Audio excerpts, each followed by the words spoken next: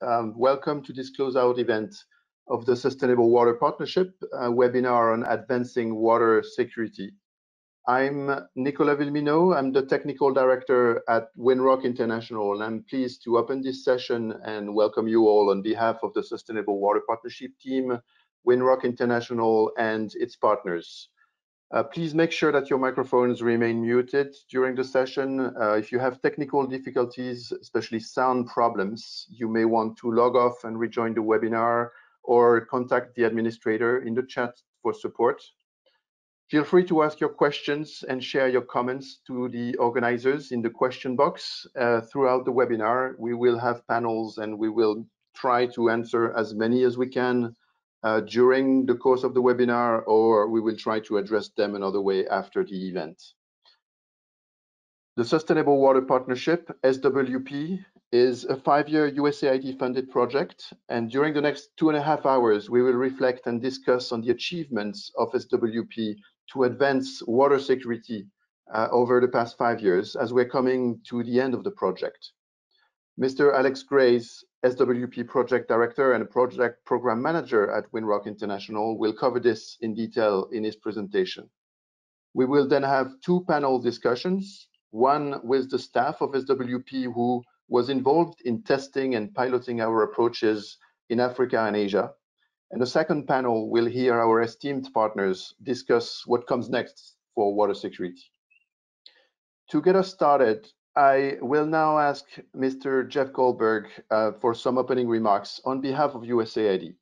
We are grateful to have been trusted by USAID to work on water security closely with the agency. Jeff Goldberg is the director of USAID's Center for Water Security, Sanitation and Hygiene, with global responsibilities for coordinating the agency's water and sanitation related foreign assistance. He acts as a technical expert and authority, and he advises agency leadership on strategic, technical, legislative, and budgetary matters related to water and sanitation. Jeff has provided technical leadership on water and sanitation programming throughout Sub-Saharan Africa, South and Southeast Asia, and Latin America. And he manages agency-wide efforts to implement the US Global Water Strategy. Jeff, over to you. Thank you so much for the warm welcome, Nicolas, and thank you as well for the invitation to kick off today's closeout event for USAID's Sustainable Water Partnership. Hard to believe that we're already here and that 5 years have come and gone, but the topic of advancing water security could not be more important right now, and I'm incredibly happy to be here to reflect on the many accomplishments and contributions of the Sustainable Water Partnership.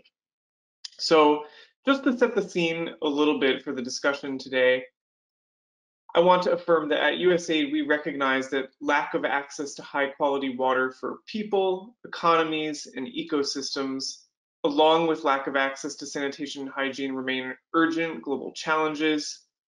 Addressing water insecurity is increasingly critical in the face of worsening and more frequent shocks and crises, looking no further than COVID-19 over the past 18 months, climate change, and conflict. We know that crucial water supplies are shrinking or increasingly polluted for many reasons, including through inadequate sanitation and poor management of fecal waste, and that an estimated 90% of impacts of climate change are related to water. By that, we mean droughts, floods, or water contamination.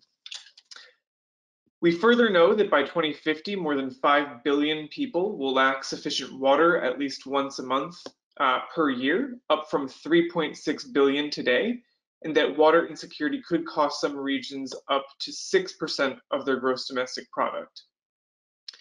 An important illustration from a recent World Bank report comes to mind when reflecting on this.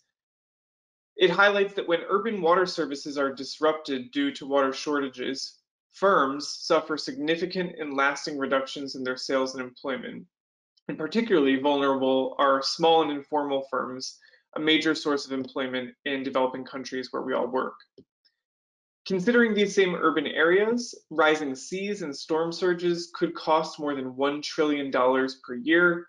And what's more, water shortages were also linked to 10% of the increase in total migration within countries between 1970 and 2000, And this undermines the efforts to enhance resilience and stabilize humanitarian crises that are growing both more frequent and more protracted in their length. Certainly, when reflecting on these grim statistics, the scope of the problem can sometimes feel immense. This was further affirmed through a recent World Resources Institute report that estimated that the cost of delivering sustainable water management is approximately $1.04 trillion annually, with the largest drivers of this cost being associated with managing and meeting water demand for population growth and decreasing availability of water resources. Despite all this, we know that the return on investment for advancing a more holistic approach to improving water security at household, community, basin, and large scales is very high. A recent report from the Global Adaptation Commission estimated investing in improved water resources management, along with disaster risk reduction related to water, is one of the most cost-effective ways to climate-proof development that we have in our collective toolbox. And so all of this brings us today in reflecting on SWP's contributions in this space. The hypothesis that we at USAID made 5 years ago when we launched SWP was that in the face of these challenges, and in light of the evidence, it is no longer enough for us to focus solely on delivering drinking water and sanitation services and improving hygiene within households, as this had been the focus of our investment in the sector for many years. We recognize that a more holistic approach is urgently needed, and one not need look much further than the day zero situations, such as recent examples in Cape Town, Chennai, and Sao Paulo.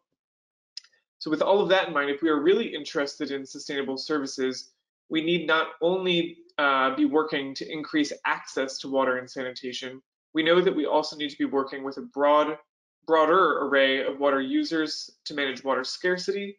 We need to be working to safeguard the environment and ecosystem services, and we need to be working on governance, equity, and finance in the sector so people and economies can better cope with rising water stress. And certainly, SWP's work has been at the forefront of efforts within USAID to advance water security as a framework for this type of more holistic work on water, one that addresses equitable water access as well as governance and finance of water resources management as a way to begin moving the needle on enormous water and sanitation challenges that we collectively face. So as you'll hear throughout the course of today's session, SWP's work has been influential and very timely in terms of advancing the profile of water security through thought leadership and in practice on the ground through development and application of its water security improvement process. As SWP comes to a close, reflecting on and building from the lessons learned is critical, as we at USAID will continue to build on the groundwork and the momentum SWP has provided to advance broader water security work at the agency. So I'm very much looking forward to today's discussion, very thankful for the SWP team for all of their efforts over the years, and look forward to discussing how we can collectively take this important work of advancing water security forward. Thank you so much.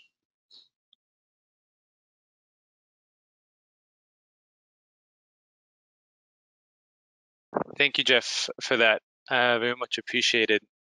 Just to quickly introduce myself. As Nicola mentioned, my name is Alex Grace, and I am the SWP Project Director.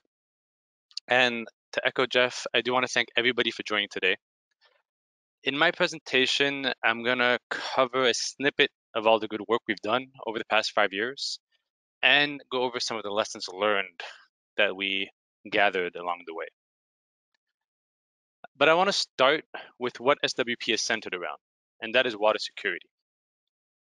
So we define water security as the adaptive capacity to safeguard the availability of, access to, safe use of, an adequate, reliable, and resilient quantity and quality of water for health, livelihoods, ecosystems, and economies.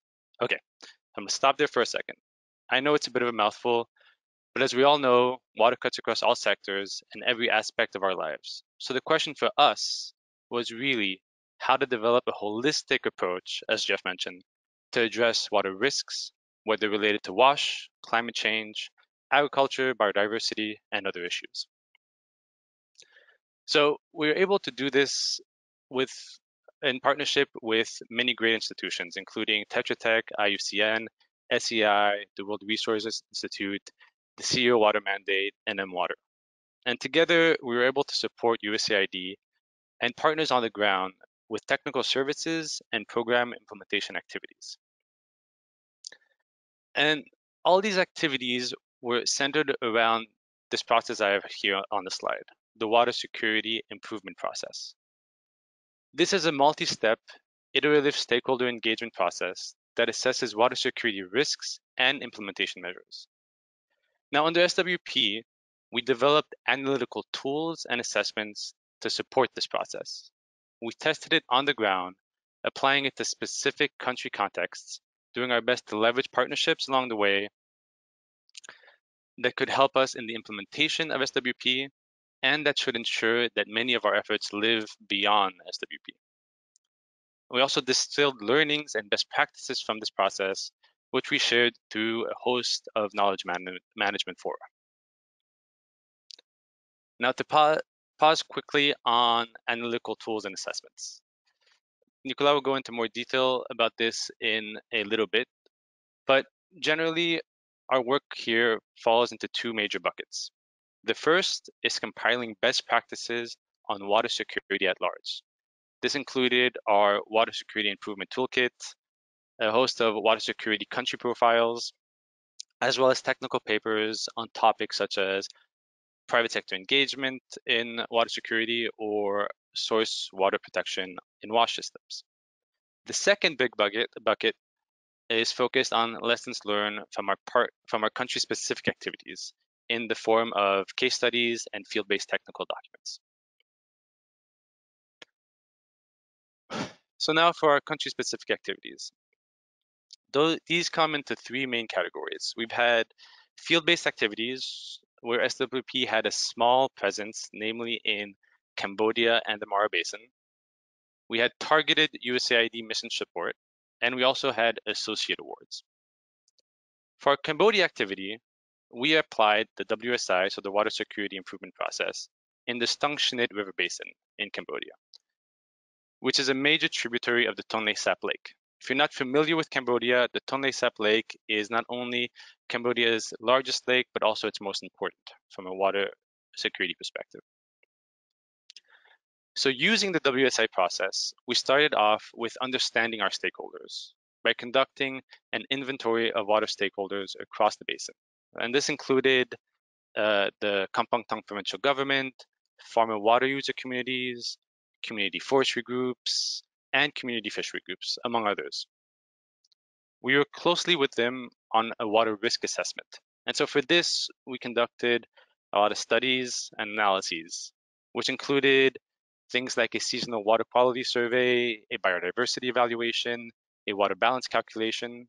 We also applied models like the Water Evaluation Planning Tool, or WEAP model. And so with all this going into our assessment, we were able to help local stakeholders identify and prioritize water security risks. On top of the assessment, we also wanted to test the work on the ground. And so we identified quick wins with our stakeholders on water security improvement activities. This included things like wash awareness raising and cleanup events in communes across the basin. These events helped build the capacity in water security activities for our stakeholders, but they also increased buy-in as we facilitated a basin-wide strategic action plan. And so when thinking about the strategic action plan, a big question for us was how to ensure its sustainability after SWP. And to work on that, we helped establish the Stung Shinit River Basin Management Committee, which was signed into law in April 2019. The management committee appointed 2 secretariat coordinators to continue coordinating the implementation of the strategic action plan and should help in its sustainability beyond SWP. Our second activity on the ground was in the River Mara Basin. where SWP built on past USAID investments, including the Prepared program to tackle water security at the transboundary level. Here we supported an MOU that was signed between Kenya and Tanzania back in 2015 and supported the implementation of it. We worked closely with the Lake Victoria Basin Commission, the Ministries of Water in both Kenya and Tanzania, Kenya's Water Resources Authority, and the Lake Victoria Basin Water Board in Tanzania, as well as water resource user associations in both Kenya and Tanzania. Again, this work centered around the WSI process. We facilitated workshops on robust decision-making support to help our stakeholders define and analyze key uncertainties to water resources in the Mara. Uncertainties like climate change, development policies, and potential sources of water demand. Working closely with our partners, Tetra Tech, SEI, IHE Delft, and M-Water, we coupled this with studies and analytical tools like the WEAP model to assess water demand, availability, and abstraction.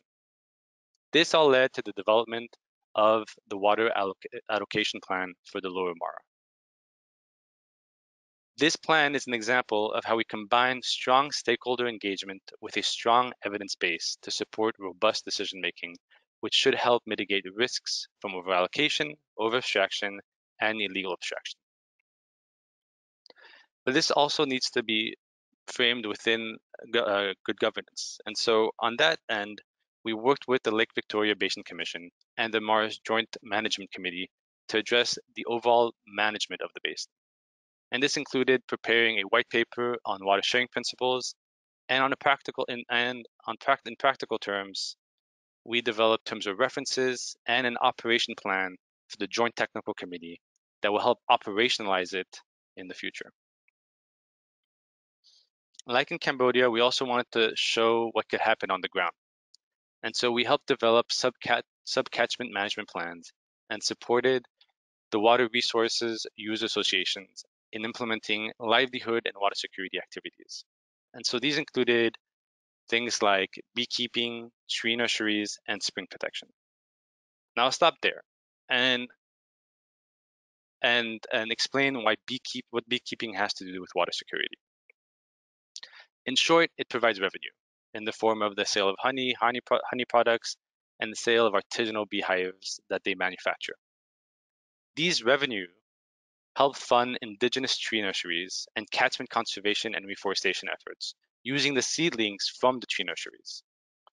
And so with the beekeeping to date, the water user associations have developed over 300 beehives. They've have over 81 kilograms of honey produced, and nearly 40,000 seedlings have been propagated. All this work in the Mara could not have been done without leveraging the support of a number of other partners working in the basin, including IHE Delft, which I've mentioned, GIZ, WWF, and the Mara Beekeeping Institute, as well as the USAID Atlas Project, among others. These partners not only facilitated our ability to implement the Mara activity, but they will also help ensure sustainability beyond SWP. So those were our field-based activities. Now, switching to the targeted USAID mission support that SWP provided, I'll start with our largest activity, which was in Southern Africa, where over 3 years, we coordinated a partnership between USAID, the government of South Africa's Department of Science and Innovation, the Groundwater Management Institute of Southern Africa Development Community, the IBM Research Lab, the Water Research Commission of South Africa, as well as the US Geological Survey. Together, we help provide financial and technical support for 4 research projects exploring the use of big data analytics to improve knowledge creation and evidence-based management for transboundary aquifers across Southern Africa. Our mission support we also had targeted mission support in El Salvador, Pakistan, and Uzbekistan. Here we conducted research and analyses to help assess water security risks in specific basins in these countries and help inform USAID programming for these missions.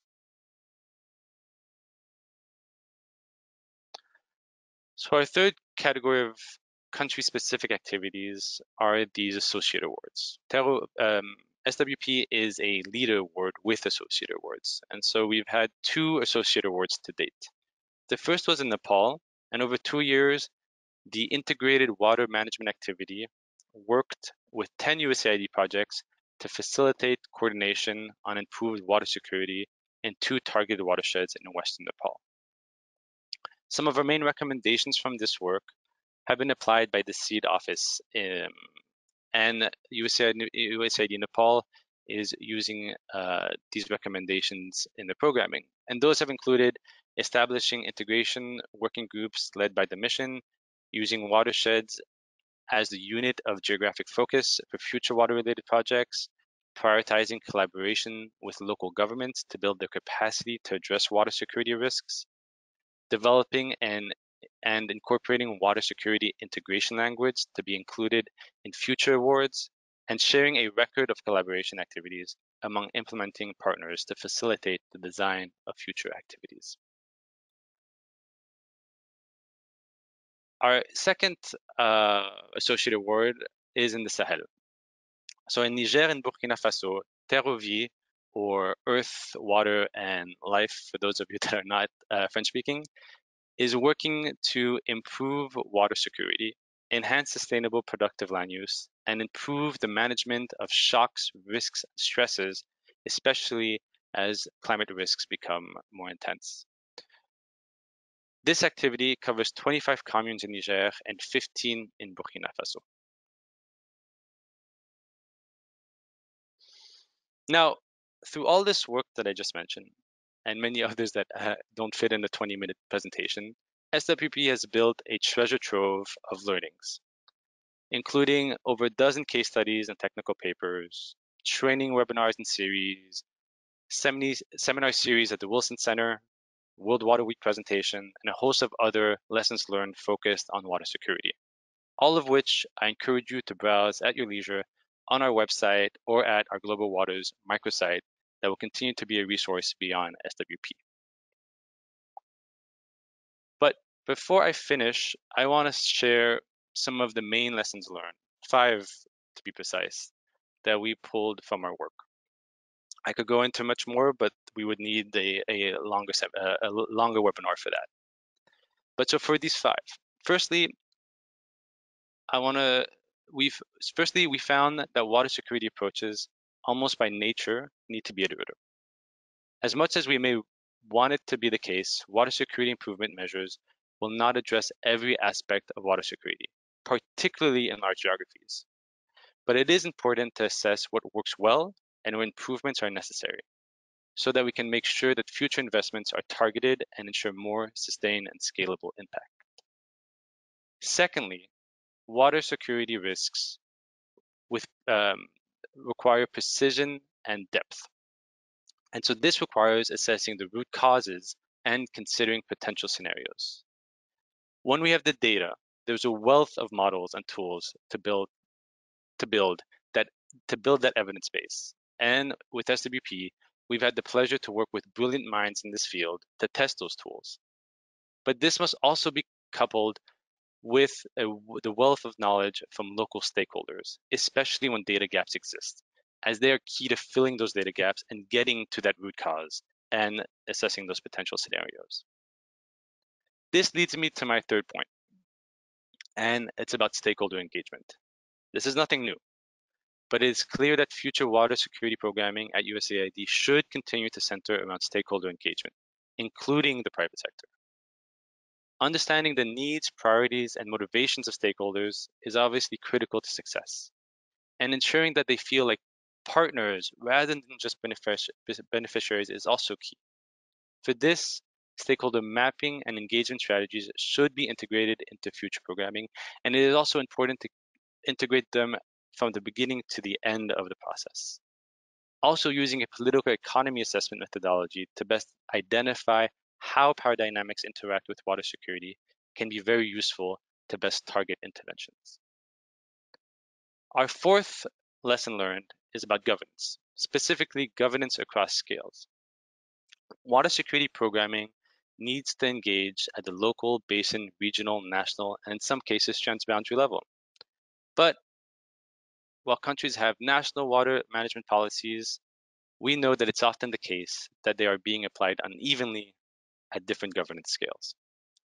And so there's an opportunity to translate these high-level strategies into specific water security activities at the basin and provincial levels.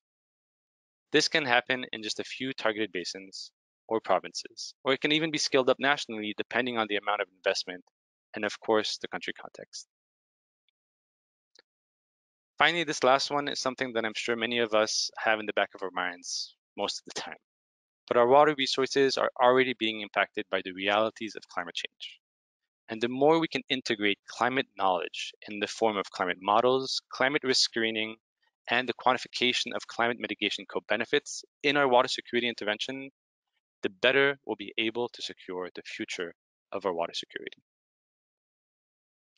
So I'll stop there and thank everybody again for joining this webinar.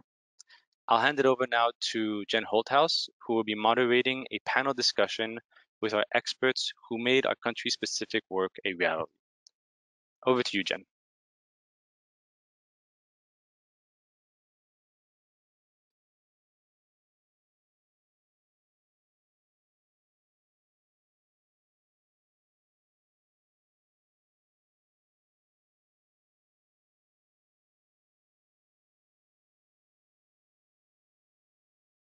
Jen, we can't hear you.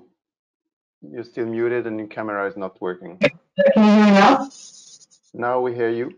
Okay, I'm going to try and keep my camera while the panel is going on. So, good morning. I think you can hopefully see all of our panelists. So I'm going to just continue. I'm just the facilitator here. My name is Jen Holthaus. I'm a senior program officer at ANAC, and I'm very pleased to be facilitating this panel. I got to know these panelists by working with them on case studies and technical papers about their work in SWP and the 4 countries that they are representing. And I'm glad they have a chance to share their lesson. Go ahead, Nick. You're very close to the mic, it seems. We can't hear you. We hear you very weirdly. Is this better? A little bit better, yes. I'll talk more softly. We have 4 panelists, as you can see on the slide.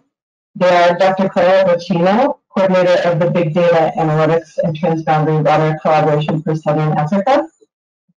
Mr. Benal Moon, team leader of the Water Security Improvement Activity in Cambodia's Sangchini Basin. Mr. Gordon Mambo, team leader of the Sustainable Water Management for the Mara River Basin Activity in Kenya and Tanzania. And Liz Kendall, activity manager for the Integrated Watershed Management Activity in Nepal. So I'm going to start by asking a question to Gordon.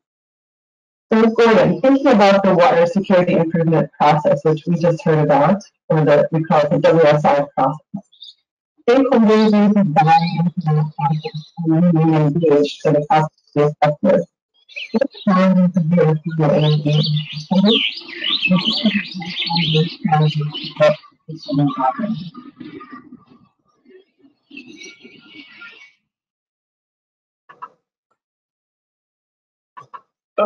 Thank you, Jen. I hope that question is referred to me. I didn't hear it very well.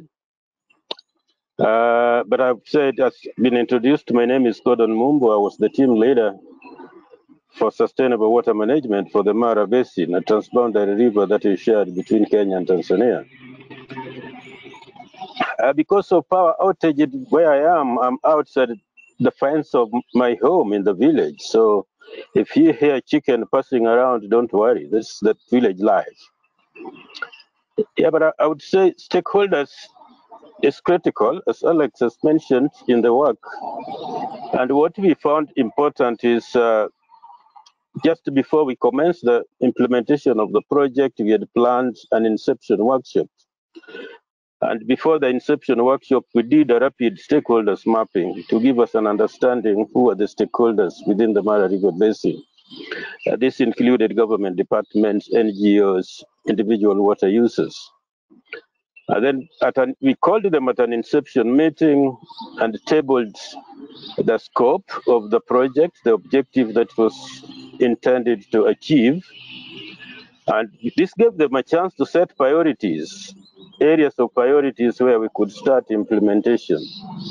And I must admit that this gave us the greatest buy-in, because whatever we went on the ground to implement or to demonstrate really had the blessing of the stakeholders who participated in this inception meeting. It was not just an inception meeting to introduce whatever you were going to do, but we gave the stakeholders an opportunity to redesign the project.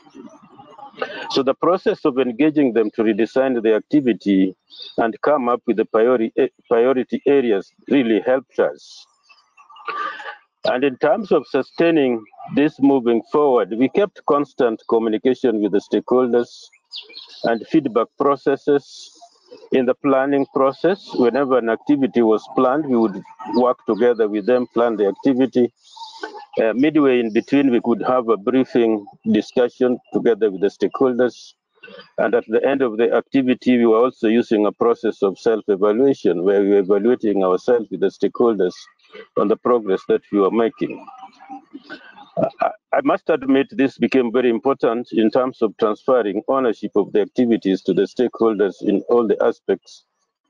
And particularly in the case of Mara being a transboundary river, we had to do this. In terms of the challenges that we faced working with the stakeholders, it was basically the communication aspects that sometimes could be very expensive, and if not properly planned during the project design, could cause disruptions. Because sometimes it involved a lot of meetings and traveling to meet the stakeholders. But at the end of the day, it was really important and critical because we had the buy-in that we needed.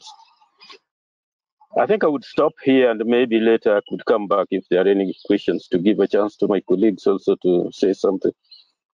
Great, thank you, Gordon. And I want to apologize for my sound issues. Am I sounding better now? It's much better now. Okay, great. So I want to reintroduce the panelists as well. And also I want to let you know for the audience that we'll have 2 rounds of questions. One will be after I've asked each panelist 1 question, and we'll have a few minutes for audience questions. And then I'll ask each panelist 1 more question, and then we'll have a few minutes for audience questions again. So please note your questions and hold on to them for that time. So the person you just heard from is Mr. Gordon Mumbo, our team leader of the Sustainable Water Management for the Mara River Basin activity in Kenya and Tanzania. Our other 3 panelists are Dr. Clara Bacino, coordinator of the Big Data Analytics and Transboundary Water Collaboration for Southern Africa, Mr. Banara Min, team leader of the Water Security Improvement Activity in Cambodia's Sangchinit Basin, and Ms. Liz Kendall, activity manager for the Integrated Watershed Management Activity in Nepal. So we'll continue with our question about stakeholder engagement, and I'm going to ask the same question to Banara. So in Cambodia, again, thinking about the water security improvement process, what challenges did you encounter in engaging stakeholders, and how did you overcome those challenges to get stakeholder buy-in? I think you need to unmute.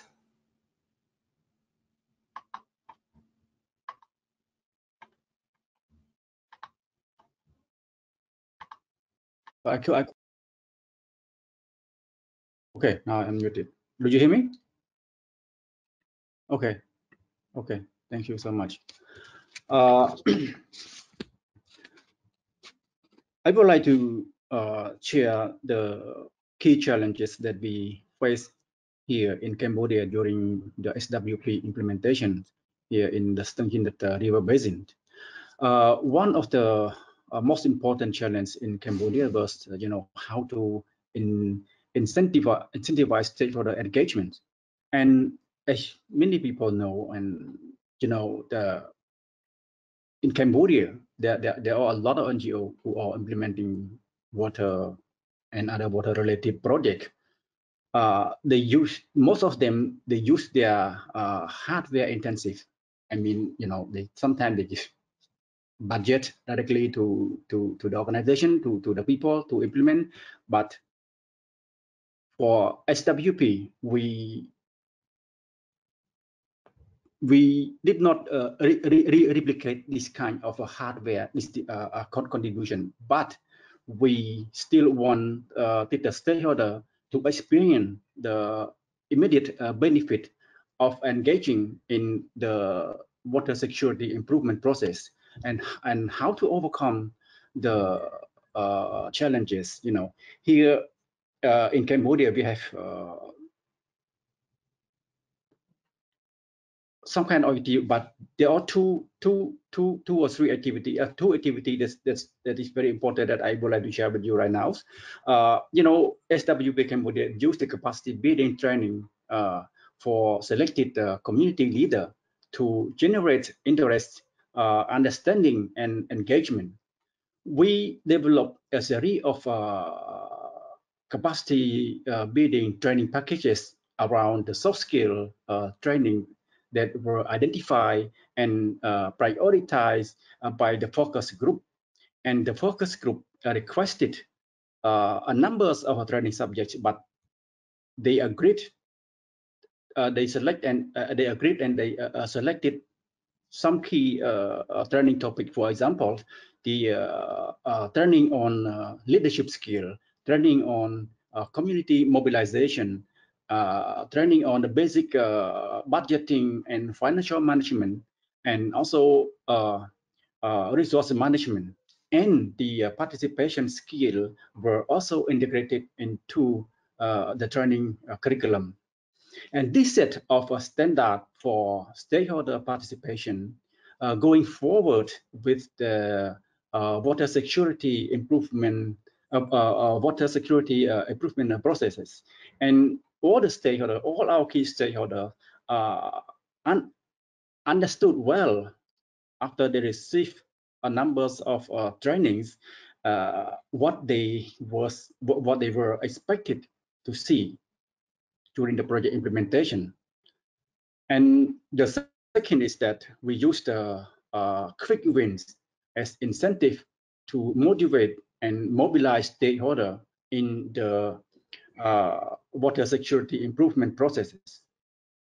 The quick win for us here, the project facilitated to make sure that requires stakeholders to apply their soft skill trainings in their daily work with their community, which was very helpful for them. Which was very helpful for them. And for example, the real example here in the Stung Unit watershed was we have a number of working group under the need of the River Basin Management Committee, but one of the working group called WASH Working Group, they proposed the installation of billboard in important location around the basin to remind water user of how their behavior affect their downstream neighbors.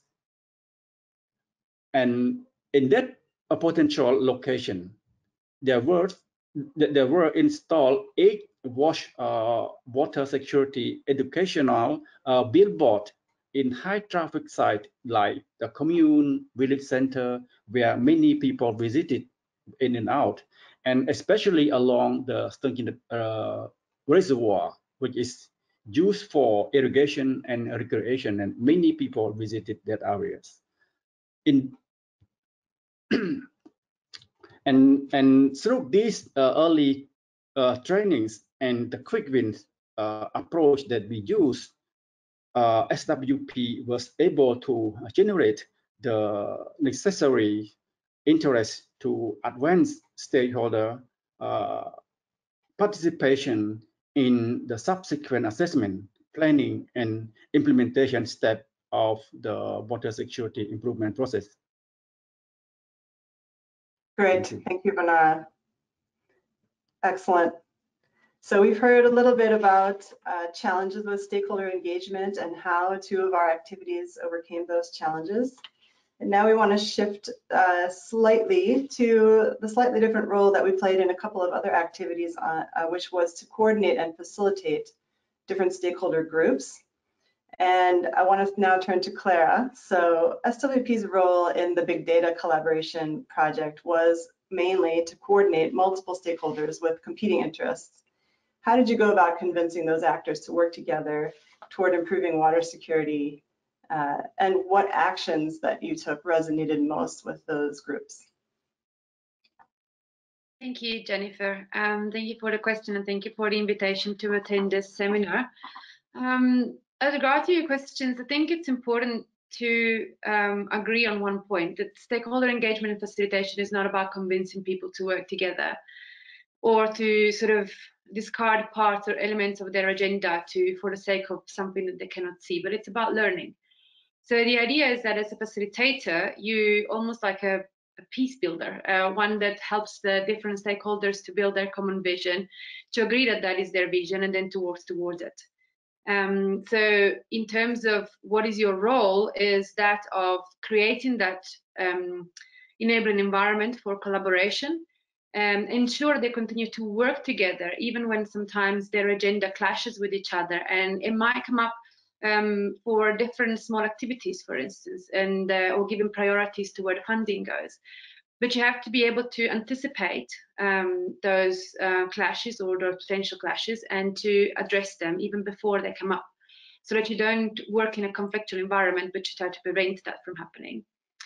And by the same concept, don't let any misunderstandings or perceptions become the source of conflict. So when you're dealing with people and personalities coming from big institutions and, as you said, different agendas, it is important that you as a facilitator know who you're dealing with, know their institutions, and know them also personally as well. So develop a relationship with them so that you're able to understand and facilitate the process of engagement with the others by creating a relationship of trust between yourself and each of the partners individually, and then all of them together. And in my case, it was a little bit difficult sometimes because our partners were also, in a way, the beneficiaries. The project that we did was about creating potentially a tool for supporting decision making in transboundary river basins, and our partners were government institutions or donor institutions or private sector big data specialists like IBM. And so we need to make sure that we really wanted to make sure that what we were doing would actually be of benefit to us as well as to others in the field. So what resonated the most amongst them and among some of the people that have collaborated with us along the way in Southern Africa and beyond was firstly the novelty of the research that we were funding. We were funding cross-sectoral research, merging big data analytics, so computer sciences, with water management from a geohydrological perspective, so really technical expertise in the water sector. And so that was new. That was new for the country, and especially when you try to involve both academic institutions and private consultancy firms to work together. So in many ways, and the second part was also in terms of, before I forget, in terms of the partners being also beneficiaries, the idea of creating an output that could be used. And in many ways, that is still a little bit of a sore point for the partners as well as for myself, because we learned so much along the way that we really didn't know before. And that process of learning meant that we understood too late the needs of the research teams in terms of getting support for further integration, for making sure that their work would actually fit in together and fit into a wider toolbox, if you wish, that could be used just at the end of the project. And so we're still working on that. And so this is not really a negative reflection. It's actually quite positive, because we asked research teams to challenge themselves on learning. At the same time, we as partners and facilitator and myself had to learn a lot. I had to learn a lot about water, transboundary water governance. I had to learn a lot about big data analytics. And in that way, even the fact that we had the trainings helped a lot with our partners like IUCN or IBM or USGS. So everything was a process of learning, from the research teams to us managing the research teams. And so what we figured out in many ways through our successes and a little bit of conundrums along the way was that to do experimental research is probably just as difficult now as it was in the past, especially when you're trying to bring different sectors together, and especially when you're managing research really as a learner and not so much as a person that has all the facts and all the assumptions already proven and tested. So this was our experience, and what resonated there for us was novelty, lessons learning, and try to apply that for a next phase. Thank you. Thank you, Clara. Great. I'm going to ask the same question now to Liz related to Nepal, the Integrated Water Management Associate Award. So that award was primarily for coordinating multiple stakeholders in Nepal who had some portion of their projects working on water. How did you go about convincing them to work together in the name of water security? And what actions resonated most with them? Hi, thanks, Jen. So to give you a little more perspective, to add on to what Alex already said, IWMA's objective was to improve water security in 2 targeted watersheds in Western Nepal through better coordination and integration of USAID Nepal's Feed the Future environment and resilience projects. And as you touched on, getting buy-in was made a lot easier because all of the USAID Nepal implementing partners involved in IWMA were working on different water uses to some degree, from irrigation to multiple use systems to disaster risk management. And the other reason was because IWMA had resounding support from USAID Nepal's Social, Environmental, and Economic Development SEED office, which oversaw most of the implementing partners projects. Convincing actors to coordinate through a water security lens required a clear roadmap, strategic convening events, and a strong facilitator, which was IWMA. As far as what actions resonated with them, with the stakeholders, the water security integration activities resonated the most with implementing partners, USAID Nepal SEED office, and local governments. These were collaborative interventions that built on synergies among implementing partners. IWMA facilitated 2 categories of integration activities: joint implementation and leveraging. Under joint implementation activities, 2 or more projects contributed technical or financial resources to jointly implement an activity intended to address 1 or more specific water security risk in the watershed. Leveraging activities involved knowledge sharing and data exchange between implementing partners, where compiled data or information from one project was used to inform activity design or implementation for 1 or more integration activities. Great. And Liz, we have 1 minute. Can you give just a couple of examples of that leveraging? Sure. I mean, there were a lot of connecting one implementing partner to another. It's hard not to get into all the names of all the projects, but one implementing partner had technical expertise in small-scale irrigation. So another implementing partner that was specializing in maternal care and 100-day mothers, essentially, was looking to have access to more water so that they could have garden plots to increase or to improve the health of these 100-day mothers, but they didn't have the technical expertise on how to even go about designing these irrigation systems. So they contacted this other implementing partner that was specializing in multiple use supply, and they ended up coming in and providing the technical expertise and even coordinating with the commune or the municipality to match funds. So a lot of, it seems really simple, but it was complicated getting these very siloed implementing partners to look beyond themselves. That's a great example of the synergies that they were able to find between projects. Thank you, Liz. All right, we have 6 minutes for audience questions. Please don't be shy. Please go ahead and type your questions into the chat. We have 2 that have come up already. So panelists, the first question is, can you mention the best practices or lessons learned from involving the private sector in implementation of your activities?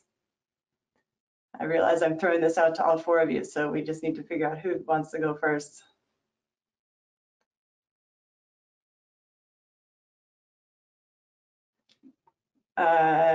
Maybe Liz, do you want I could.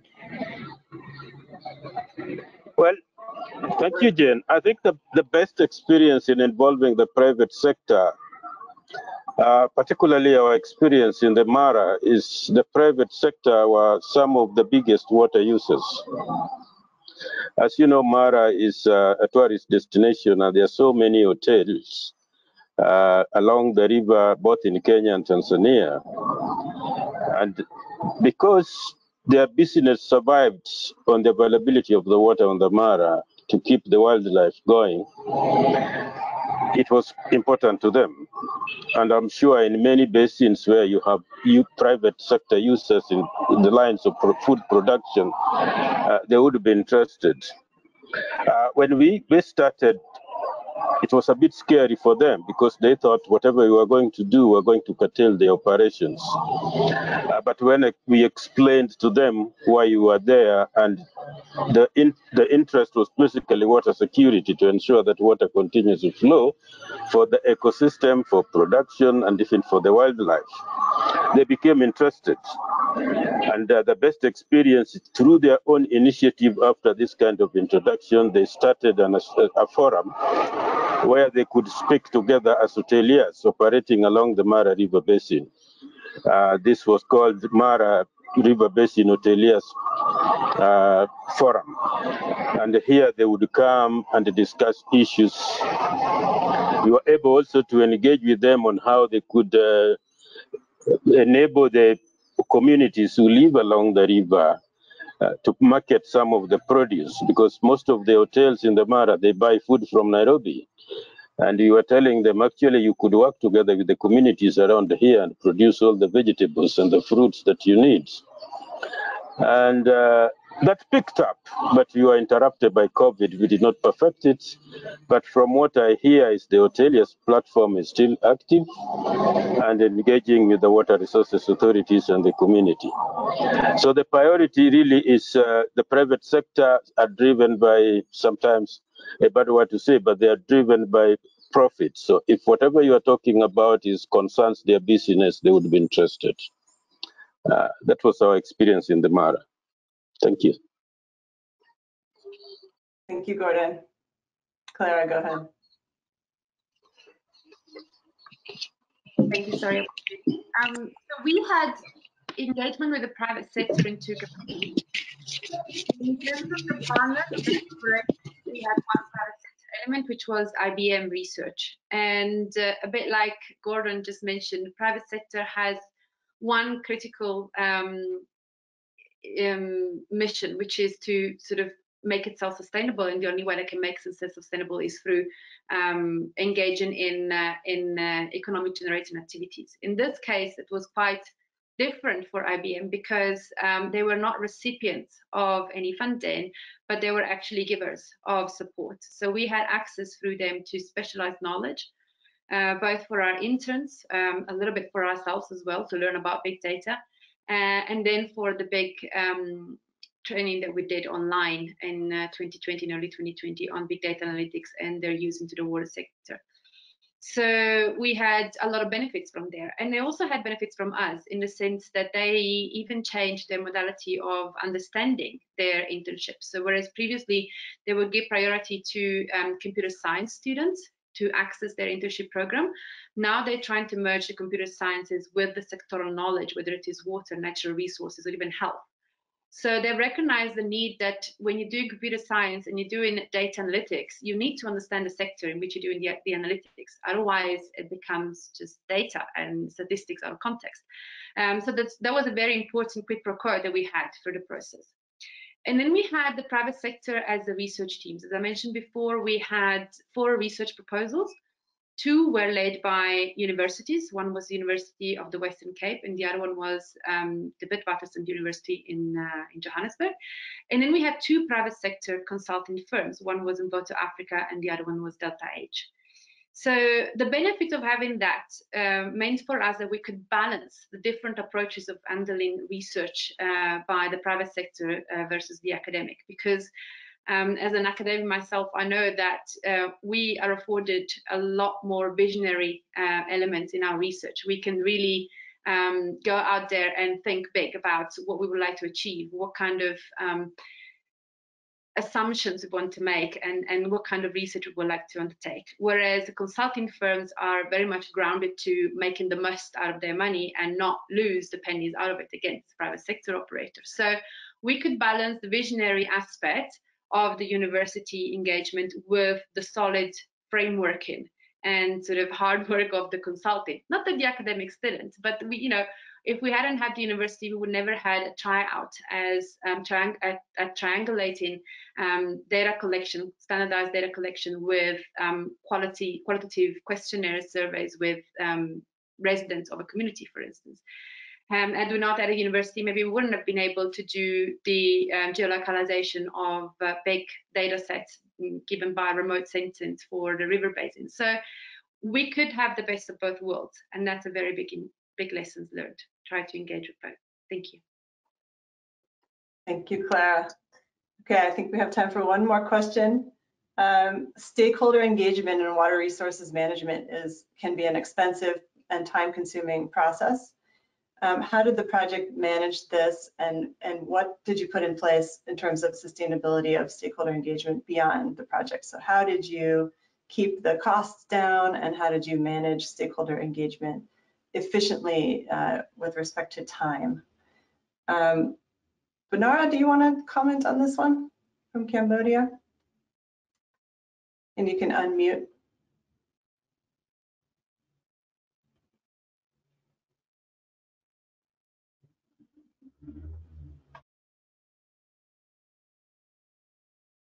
Hello.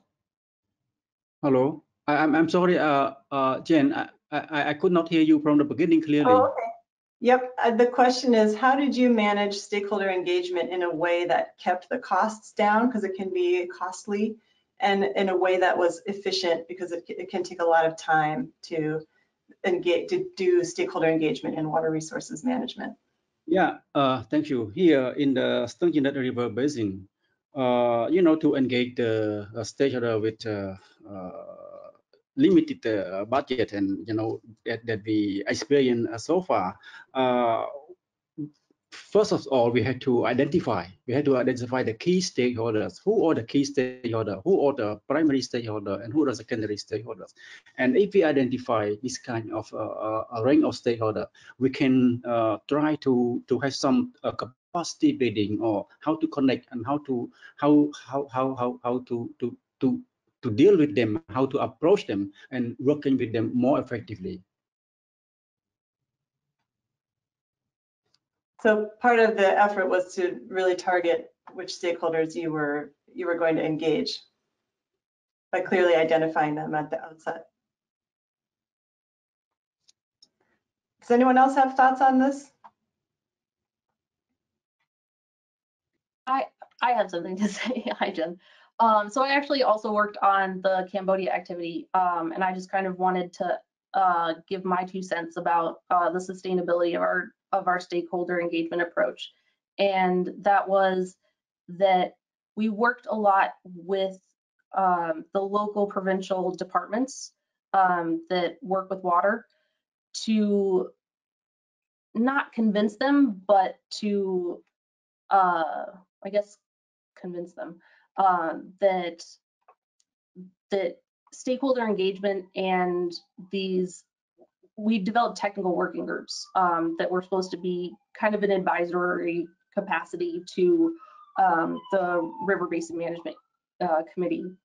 But kind of through those technical working groups, we helped the provincial departments to see the value of including the stakeholders and hearing directly from stakeholders about their problems, and how it's a more direct way to address water security risks when you're keeping these people engaged. And so now these working groups have transitioned from being under SWP to being underneath the River Basin Management Committee, and they are now led by the corresponding provincial department. And they're going to convene them just as we did, and I'm optimistic about it. Thanks, Liz. Very helpful. Okay, so that closes our first audience question session, and we're going to move on with one more round of questions to each panelist.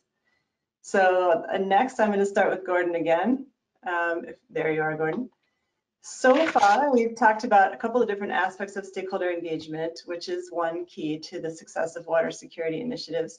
Another essential aspect to make robust decisions and propose solutions on water security is access to data and the ability to present the data in ways that it can support water security plans and actions. So Gordon, in the MARA, how did you go about acquiring data or accessing enough data to support SWP's interventions? And do you have any lessons learned or tips for other practitioners about data collection and analysis?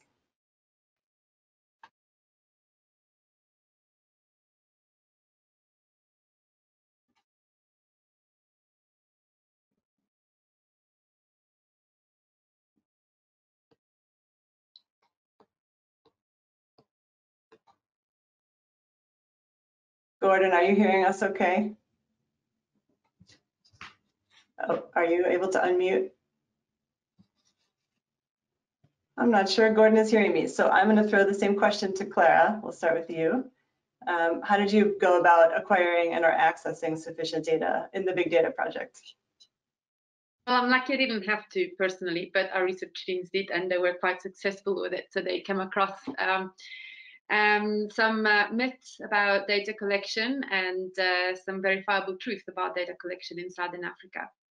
But before I go into that, let me just reiterate the fact that the real drive for the work of the collaboration was really revolving around big data. And given what we understand, generally speaking, about big data being big amounts of data, we were really wondering and trying to figure out whether we could do such a thing. We could use a big data approach in Southern Africa, where notably everybody complains that there is not enough data. Everybody complains that there are difficulty in obtaining data. So we wanted to see if by using big data analytics, we could support new methods of data collection, data generation, harmonization. That's why we work transboundary across the transboundary aquifer, and in different kind of usage in decision making for the management of the aquifer. So, like I said, we had some assumptions. We assumed that there was not enough data. We assumed that there was not applied method of standardized data collection, making harmonization quite difficult. We also assumed that data was dispersed across different collectors, so academic, private sector, government, and other agencies that maybe had done a project for a donor organization at some point in the past, but nobody really knows if there was a generated depository and storage solution for that data that could be accessible.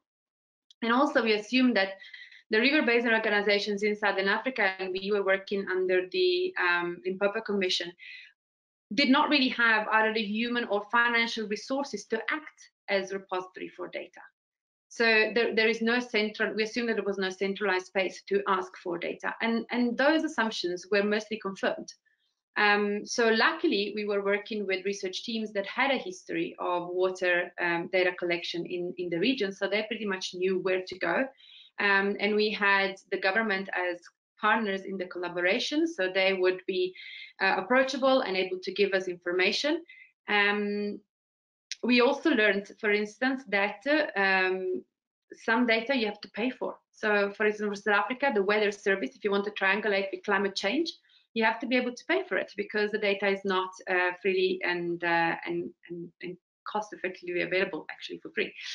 So that was a problem at the beginning. And then as the research team started to experiment with using big data analytics approaches, especially when the interns started to work with the IBM experts, we realized that data collection, when you're talking about big data analytics, can be different. So you might not have to go with the traditional having to go to a borehole every month or every week or every day and get the data collection on water quality, water quantity, and what have you. You don't have to maybe go to the farmers and find out how many millimeters of rain they had in the past week, for instance. There are different ways.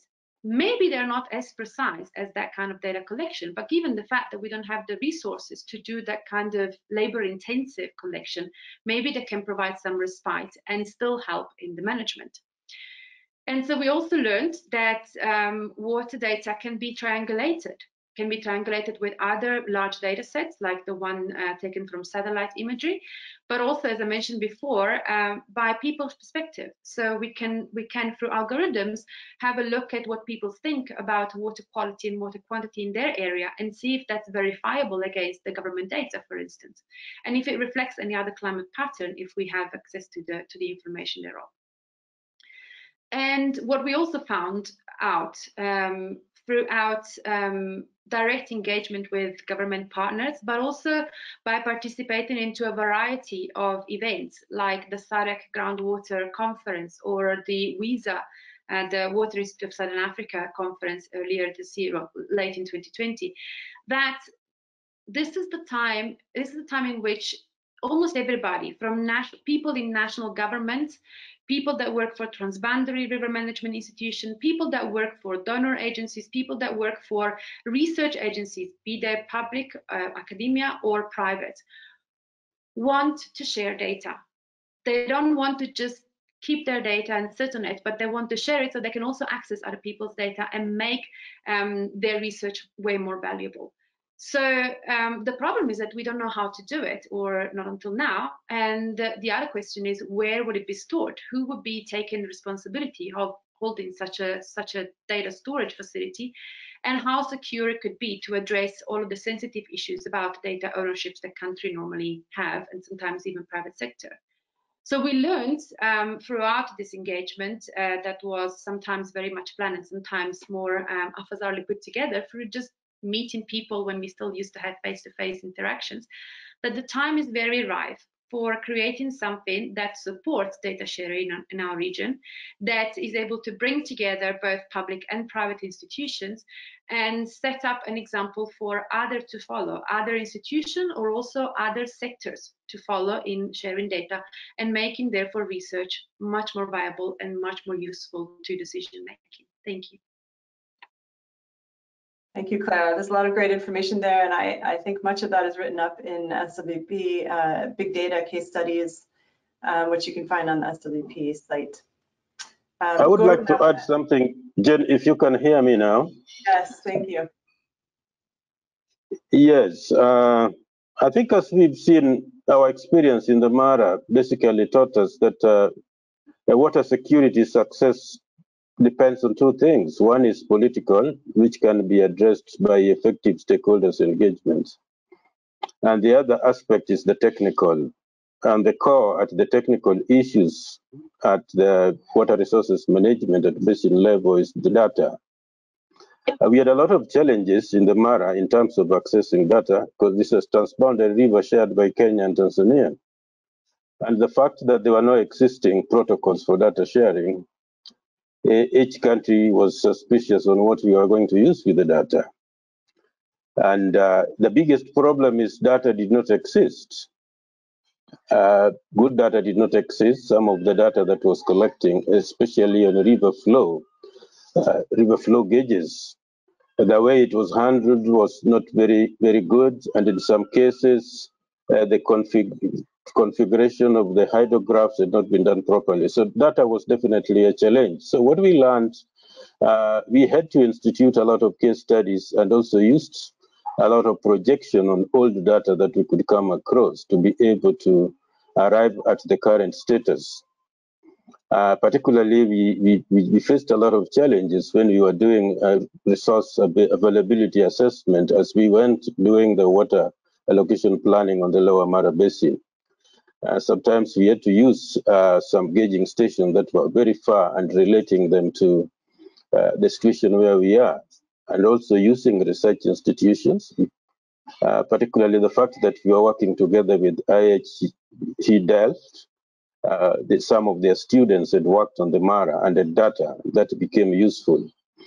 So when looking for data, look far and wide.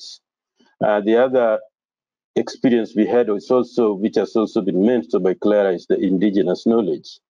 What people understood about their river and getting that indigenous knowledge and translating it into technical information that you can use.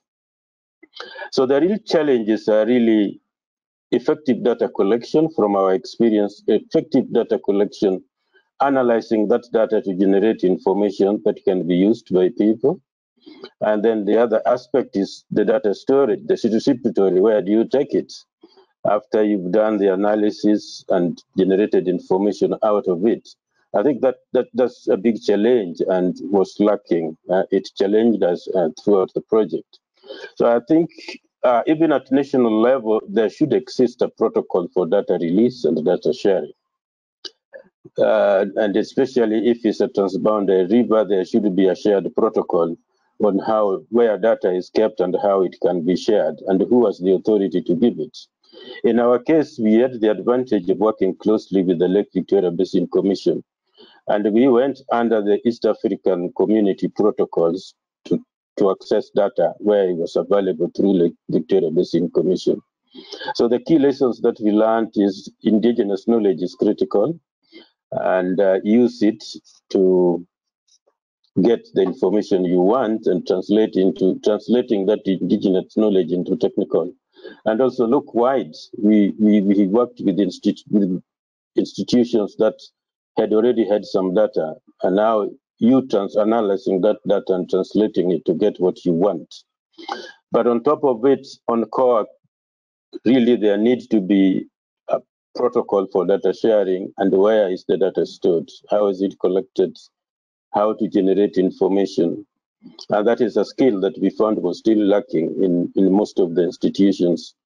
Effective data collection, analyzing that data, generating information out of it, and storing it, what people would call knowledge management. And that is critical in terms of decision making. In the Mara River Basin and in all the East African community countries, water users apply for water permits, and water is allocated to them according to what is available.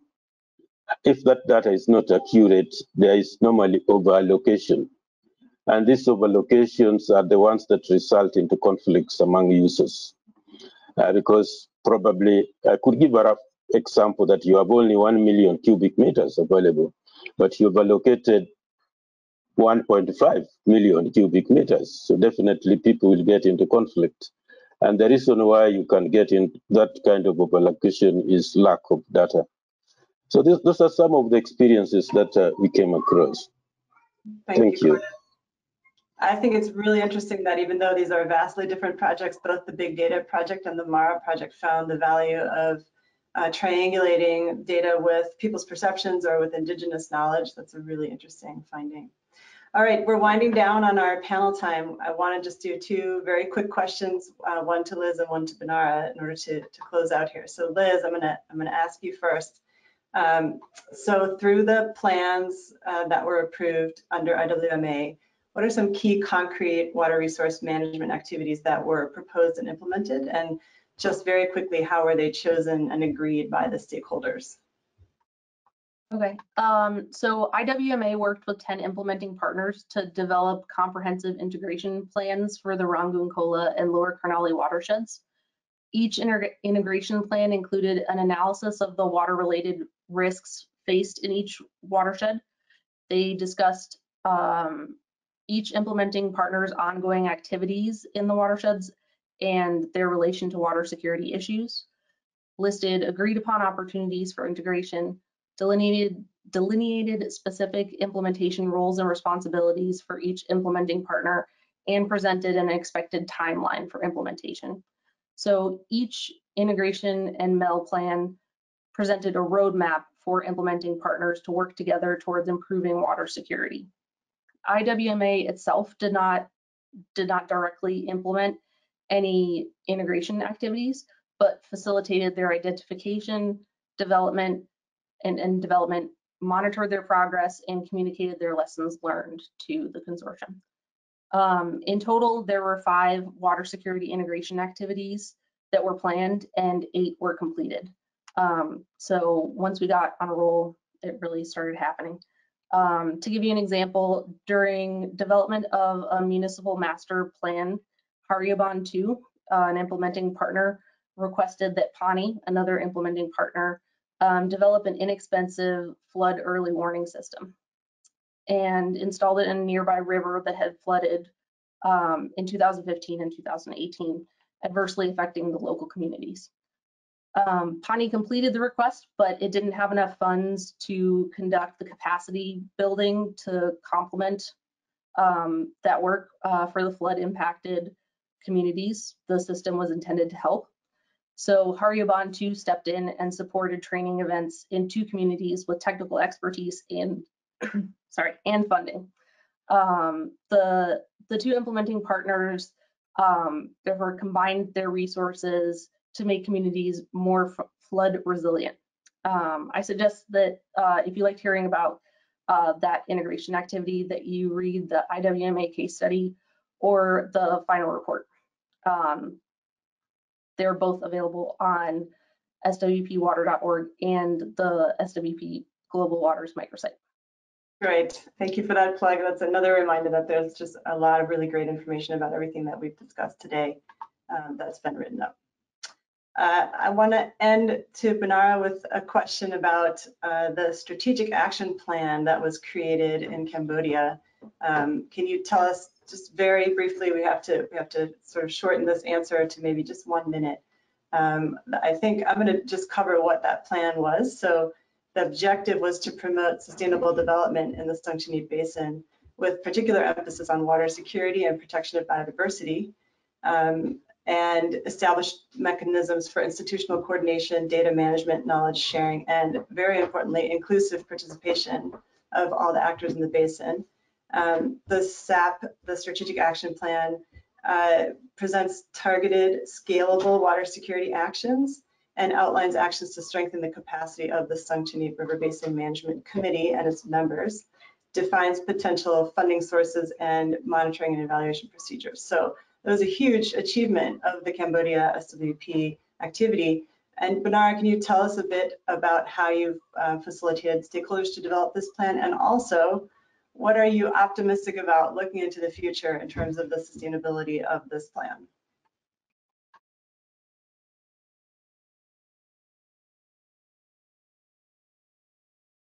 And can you unmute Banara?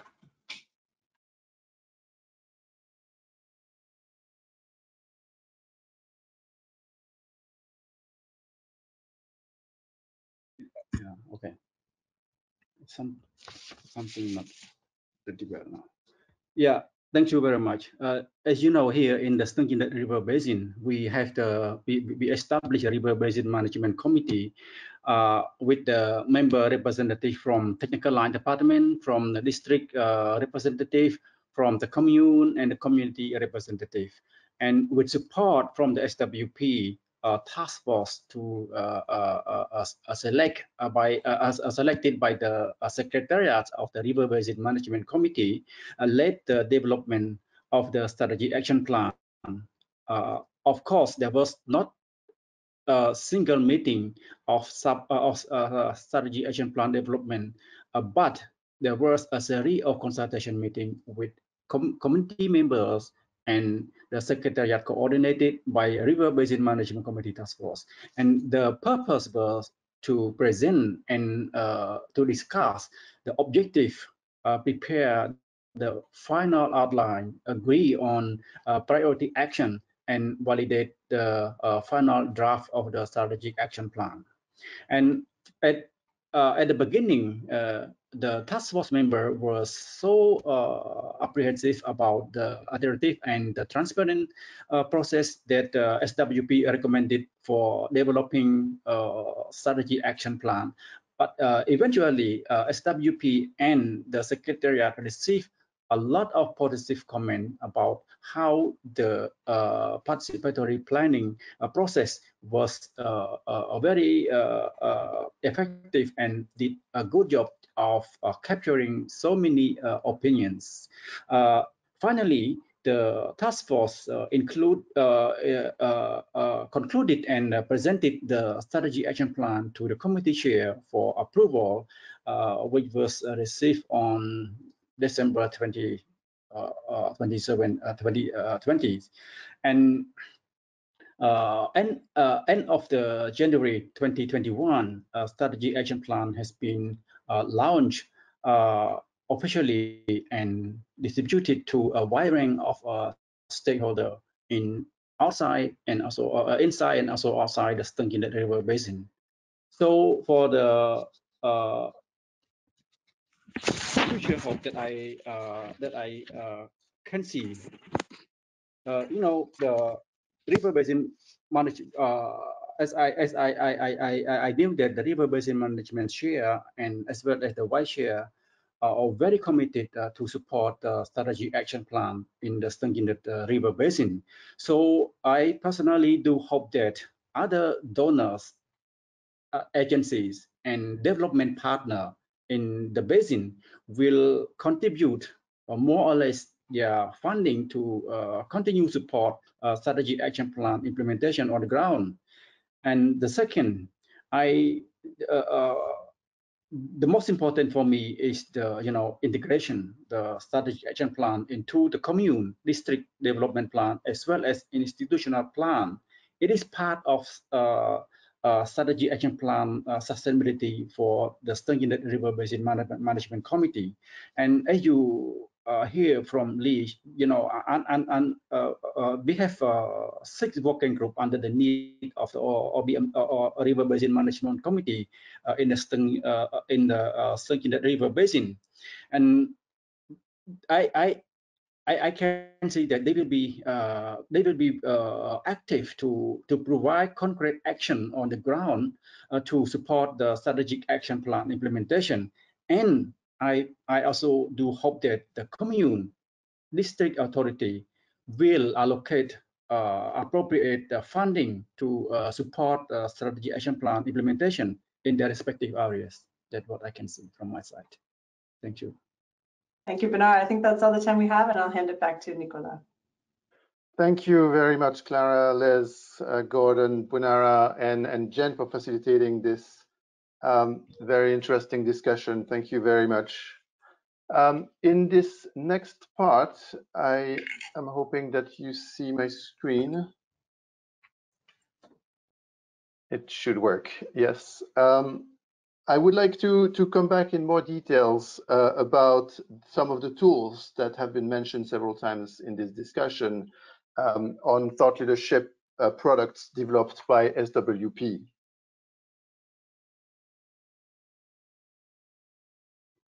The first one, the core product, as Alex mentioned earlier, is the WSI process, the Water Security Improvement Process, WSI, represents a series of steps that builds on the capacity of stakeholders to address the water security risks in a specific geographic area, such as a basin, a subcatchment. And WSI is built around 5 steps after an inception phase to confirm the demand and feasibility, to ensure governmental and financial support, and to kick off the process formally.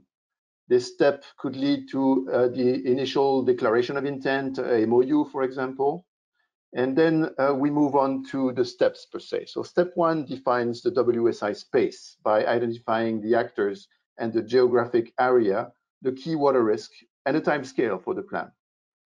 The second step will then require assessing water security risks by conducting technical, socioeconomic, governance, risk studies to understand the current and likely future water security conditions. In step 3, we will plan for water security activities, and that includes how to fund them. This will be done by defining, analyzing, comparing, and selecting the relevant activities and drawing an action plan to reach targets and securing financing for implementation. Step 4 is the implementation of water activities that target the priority water risk and provide tangible benefits to the water users. Concurrently, a step to monitor the progress of implementation needs to be considered, building the adaptive capacity of all actors and adjusting activities as needed, as well as to continue engaging stakeholders with transparent results. The WSI is iterative and is meant to be regularly repeated as stakeholders become more comfortable working together, and over time expands its scope and its scale. Each of those steps is described in a series of practical manuals that we call the WSI Toolkit series. And some key features are fundamental to implementing an effective and sustainable WSI process. Stakeholder engagement has been discussed at large. Gender and social inclusion consideration are very important as well. Transparent communication, decision-making procedures. A focus on priority water security risks within a target geography. Evidence-based decision-making. Accounting for uncertainty in the future as well, and adaptive management and learning. A final point is the engagement of private sector and the public. While working on the WSI process, SWP used a number of surveys, assessments, models, and tools on specific aspects of water resources, such as hydrologic conditions, or to build consensus with stakeholders based on data and uncertainty. These are some of the guidance produced by the project, tested in the field conditions in the Mara Basin or in Cambodia, and they can be used in different contexts.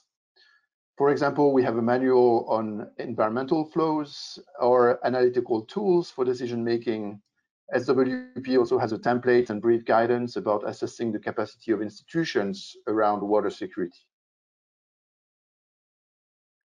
Another major work of SWP was the recent publication of 18 technical briefs that detail water resources management and risks for the 18 high priority countries identified in USAID's Water for the World Act.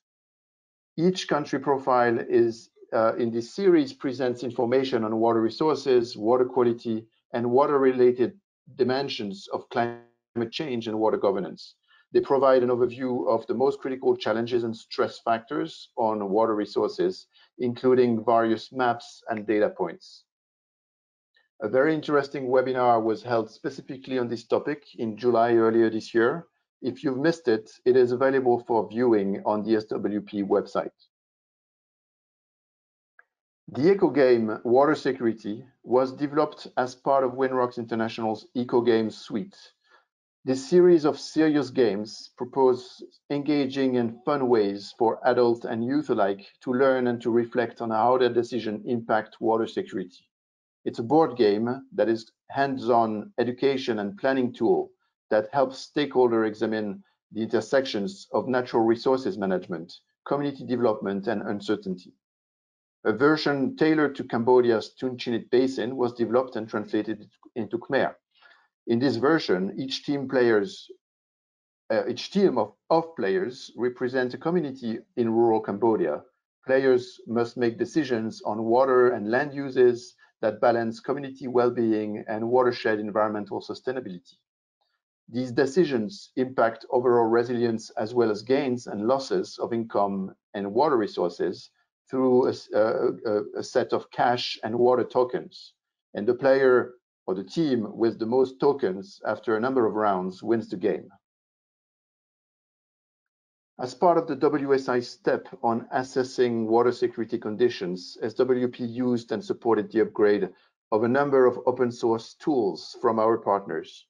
Winrock International's West Tool is an online web-based planning software developed to support decision makers by applying water modeling, satellite imagery, and local data to estimate expected changes in water availability, sediment, nutrient loss, and greenhouse gas emissions. West Tool was in particularly used in Cambodia with the training of provincial government staff, allowing them to assess water security risks across various spatial scales. SEI's WEAP, the Water Evaluation and Planning System, is a user-friendly software that takes an integrated approach to water resources planning. It incorporates issues of water supply and demand, quality, ecological consideration, and it supports the allocation of limited water resources between agricultural, municipal, and environmental uses. WEAP's a practical yet robust tool for integrated water resources planning. WEAP models were developed by SEI for the Cambodia and the Mara pilot projects, with findings used to inform those strategic action plans. Aqueduct tools by the World Resources Institute map water risks such as floods, droughts, and stress using open source peer-reviewed data. Their latest iteration of Aqueduct offers a robust look at water risks to date with many improved functions and access to hydrological models. Aqueduct was used by SWP on country profiles and for various desk studies for USAID missions. mWater Surveyor's app and portal was also used in Cambodia and in the Mara in different capacities.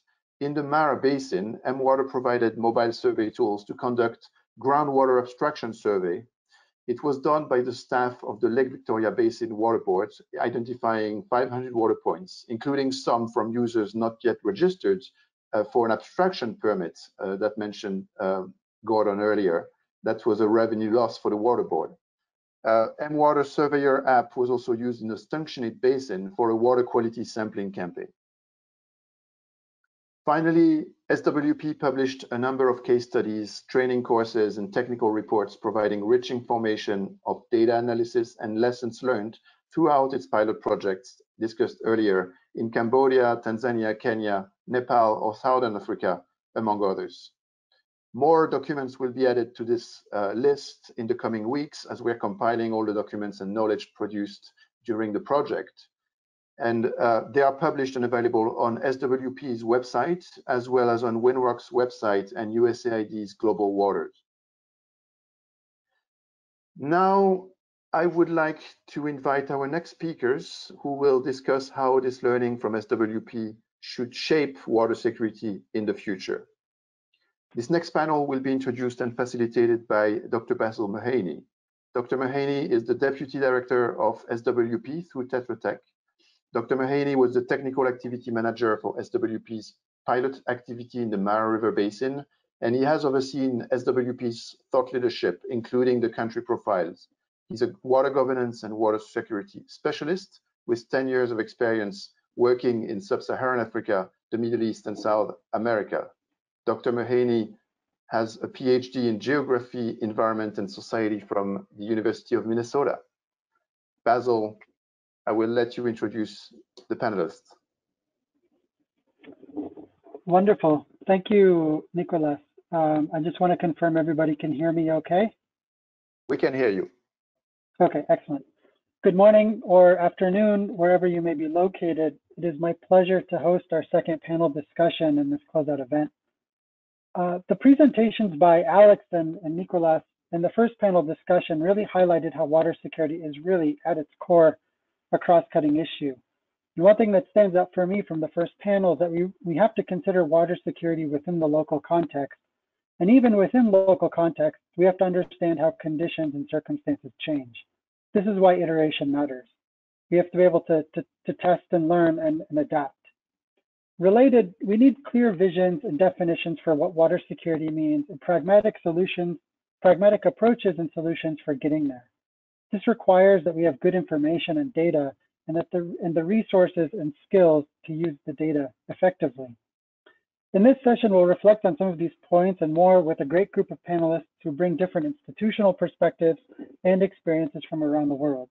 Our panelists will reflect on some of their experiences within SWP, and I will also share some of my own insights as well, but also beyond as we collectively discuss the future of water security. We have a lot of information and experience on what works and what doesn't, but the context of our work continue to evolve, especially with climate change. Our first speaker, Dr. Allison McElhatty, is a Senior Water Security Advisor at USAID Washington Center for Water Security, Sanitation, and Hygiene, where she has served as the USAID Activity Manager for the Sustainable Water Partnership. In her role, she also provides technical support to USAID mission water and sanitation programming in a number of countries across Southeast Asia and Sub-Saharan Africa, and recently led the development of a research agenda to support water and sanitation programming. Prior to joining USAID, she was a program officer with the National Academy of Sciences, where she worked with the Board on Atmospheric Sciences and Climate. She holds a PhD in Geography and Global Change from the University of Minnesota and a Master's in Forestry from the Yale School of Environment. Our second speaker, Mr. Toriro Davison Saruchera, is the coordinator of the water program for the International Union for Conservation of Nature, Eastern and Southern Africa region, IUCN ISARO. He is a water resources management specialist with interests in water governance, capacity building, and community participation. He has 15 years of experience addressing issues around water policy and institutions, water cooperation, livelihoods, and irrigation water management in national and international basins of Southern Africa. Toriro has worked in different capacities in the water sector, including project management, research, project consulting, advocacy, and stakeholder engagement. Toriro holds a master's degree in integrated water resources management from the University of Western Cape, a master's degree in environmental studies from the University of Pretoria. He has also completed a postgraduate diploma in water and sanitation development from the Institute of Water and Sanitation Development. And last, Dr. Marisa Escobar is the Water Program Director at the Stockholm Environment Institute, US, based in the Davis office. Her work focuses on examining and creating linkages between physical processes and socio-ecological systems. She uses her expertise on water, including water quality, the physics of water, and the movement of water through watersheds, and tools like SEI's WEEP tool to produce information on the implications of decisions about water on the overall ecosystem. Her geographic focus is California, where she resides, and Latin America, where she is from. Marisa has a PhD in hydrologic sciences from the University of California at Davis. The first question, I think, is probably one of the more important questions and one that we are encountering increasingly in the news every single day around the world, and that has to do with climate change.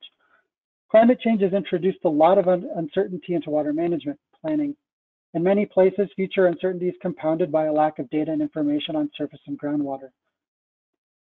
From your experiences, how can we effectively overcome these information gaps and increasing uncertainty to achieve water security today and in the future? Marisa, I'll begin with you because I know this is a really important part of the robust decision support frameworks that SEI is involved with and the use of the WEEP tool. Absolutely, thank you very much. First, I want to start with a reflection of all the things we've been discussing today and how all of these water security aspects and roadmaps that you have been developing in this project and that you are putting out to the public here and through all the information that you've been sharing really adds to the SDG 6 and the agenda that is being charted in terms of achieving some of the goals globally, right? These goals really are looking for drinking water, sanitation, hygiene, looking at water management, transboundary issues, ecosystems, and cooperation, among others. And I feel that the work that the project has really tackled is that roadmap to get there through all these steps and how we really start. So I feel like that's a very important aspect. And of course, under these uncertain conditions and how climate is affecting all the local situation and all the local planning, having such roadmap is very important. Now, I think the question, now that we have the roadmap, the key question is how do we implement it, right? Now we know the what, the how, I think is what's very clear here that is needed. And I think that for that we need to make the existing data more accessible and generate more data to improve models and data analytics. We heard from Clara and others how there's been a lot of data put out there, but how do we use that data? I think making it available through models. We will never have all the data available to complete all the models, but we can at least start with the data we have, develop conceptual models, and start tackling these issues. Of course, climate data comes here, and we need to get the best sense of what those future projections are and add that to the models and start identifying the key strategies that can be, prepare systems for water security. Now, this plays at different scales, right? We have the global data and the global climate affecting the local situation, but also if we dig deeper into the more community level situation, this is where we need to start looking at some of the other dynamics that happen and how we engage those stakeholders and how we bring those voices to the table. In this study, and in particular in the Cambodia case study, my colleagues, Annette Huberly, Brian Joyce, and Laura Forney really dug deeper into this question and again, this requires effort, this requires time, but we were able to dig deeper through surveys, household surveys, and identify what are the gender and equality dynamics that are happening at that level. So we could put that data back into these models and then identify solutions that target those specific issues. So for example, we found that the upstream, downstream dynamics were very important, and that some of the stakeholders were not getting the water, and that some of the strategies that are defined at the high level really don't go deeper into what the communities specifically need. So I think that was an important aspect. And of course, gender plays out here very clearly, and how female voices, when they are brought to the table, they bring a more diverse aspect and set of solutions that many times are really helpful to identify those actions that are needed for climate adaptation. So I'm going to leave it there for now, but I think this is a very important point, and we need to continue talking about it. Okay, thank you, Marissa. Tamara, I'll turn to you. From your experiences, how have you, what sorts of approaches or methods have you used to deal with these information gaps, and what lessons learned have stood out? Thank you, Bezo, and a very good afternoon to everyone online from Pretoria. The experience that we have in this region actually is mostly centered around the acquisition and the usage of data itself. You find that in many instances, you do not have a systematic way of actually collecting, storing, and sharing data around water, both at a national and at an international level. So from our work that we do here, one of the aims of our work in transboundary and national water management situations, from a governance perspective, is that we support as much as possible the institutionalization of the data needs. So what do I mean by institutionalizing that? The first thing is there must be a deliberate and systematic effort to actually collect and store data. And this effort must actually come all the way from central government, going all the way down to the basin. And it must not only happen when there's a drought or a flood or there's an anticipated risk, but something that must be going on, actually warehouse this data and make it available even for other people outside the water sector. For example, researchers, your private sector, community radios, and so forth. And the second part of institutionalizing data is to agree on some parameters or some frameworks that you need to really build and collect data on. We have a lot of situations where data may be collected in 2 or 3 neighboring states, but it's totally different. And because serving different needs, the effort to actually harmonize it when it comes to transboundary water governance actually creates another layer of complexity that doesn't really help the situation. And so this is one of the areas where we try to work a lot. In Southern Africa, we have a colonial legacy. So countries have have different former colonial powers, and they've all inherited different ways of doing things, from education to measurement to basic metrics. So something as little as that can actually really make things very difficult for everyone else. And the third thing that we try to do in institutionalizing data needs is to then build capacity to make sure that the data is collected. So you're talking about the human capacity and also the technical part of it. So this is one of the biggest challenges we have here. And in as much as we are making efforts together with other international cooperating partners, this is a journey we are really still traveling. But the ultimate aim is when we can collect data or collect information, we have repositories that can be shared across boundaries. We can then now come up with a very easy and efficient communication strategy where this data now can be turned into useful information that can be fed to different communities in respectable languages and responding to felt needs in each community. This is what will actually make water security initiatives really mitigate climate change in our case. Thank you, Ms. Thank you, Terrell. Ali, I'll turn to you.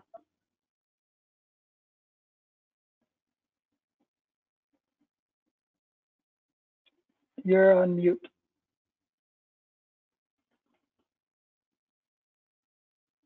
Still mute.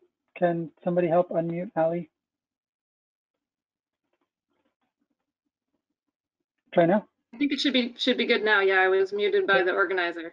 Apologies. Yes, I just before I respond to the other panelists and to the question, I just wanted to say it's a pleasure to be here as part of this closeout event, and thanks all of you for joining and listening into some of the lessons that we've learned from SWP over the past 5 years. I think I want to build on that first part of the question and talk to some of the experiences with SWP that have helped us address these deep uncertainties that come with climate change, and also with changes in demographic, water demand, changes in economic growth, et cetera, land use. So I think you know, it's easy to say that we know that we can no longer use these 5-year planning horizons for water resources management. We can't rely on things like 50-year, 100-year, 500-year floods or droughts to be able to plan anymore, because I think even as we've experienced this summer here in the United States and elsewhere, these events that used to happen only every 100 years or 500 years, they're becoming kind of the new normal. So we know we need different approaches to modeling, to planning, in order to incorporate these changes in our climate into our water resources planning. And that's really one of the main challenges, is to be able to address those uncertainties. And so I think the experience, and Marisa, you spoke to this some, and also we heard from Benara and Gordon in the other panel about experiences with WEEP and robust decision support and participatory approaches that you know, they take into account the data we don't have, the understanding that we might not know from the models and from the data that we do have, in order to develop scenarios that stakeholders can then iterate on and find some solutions that are more robust, both to you know, climate change, but also to other changes that we might not be able to have perfect data to inform. So I guess it's not just WEEP and RDS, but I think the experience with SWP has allowed some of, at least our missions within USAID, to experience working in that sort of different space with water resource management planning that incorporates climate uncertainty and other uncertainty, and is really grounded in that stakeholder participation, which brings new information and data and perspectives that we wouldn't normally, in that kind of traditional water resources management approach, have been able to capture. And I think we're seeing that kind of framework for water resources management. We're getting more experience with it, and not just through WEEP and robust decision support, but also through approaches like CREDA or CRIDA, that's promoted by UN and others. That we have some activities, for example, in the Dominican Republic, that are using shared vision planning, which the Army Corps of Engineers is working on, and some of the framework is kind of the same, that we need to incorporate uncertainty and try to find solutions together that are robust to those uncertainties that we have. And I guess I just want to add one other thing on data. I mean, it's clear that we've underinvested in data, and that's not something that's a surprise to anyone in the sector, but and it came out very, very strongly in SWP's profile series, especially our lack of understanding on groundwater resources. And you know, that's not a problem that's gonna be fixed overnight. And so I think you know, we need to be thinking about governance and finance and ways to take better governance and turn that back into more sustainable investments in data collection and data management systems. And I think the experience with the water security improvement process, where, you know, this has to be an iterative approach. You know, we can't get all the perfect data in the first go around and create the perfect water allocation plan. I mean, this has to be an iterative approach. And sometimes the modeling that we do in the first rounds can help us identify the best investments to make in data and data collection as you know, processes move forward. So I think I'll stop there, but yeah, I'm curious to hear any reflections again from Marisa or Toriro on some of those points. Yeah, thank you, Ali, Marisa, and Toriro. I mean, these are all, I think, really interesting points, and definitely see threads across them. I mean, two specific points that stand out for me, and I think really came through in SWP's work, is the role of stakeholders sort of on the ground. We might lack access to data, or might lack good data that's available to us for informed planning. But oftentimes the communities are sort of at the front lines of what's changing in the basin or the watershed, and they can shed a lot of really valuable light on what's happening, and we can use that information and for better planning. And I think the example from Cambodia and the wheat planning and the use of the household surveys and the focus groups, I think really illustrates that. For those who are interested, it was a paper that was actually published. It just came out in July, and the publication was Water, if anyone's interested in reading more. And then Toriro, you made a point about the sort of the frameworks that are used for sort of the design of institutions, and oftentimes that these tie back to sort of colonial mandates.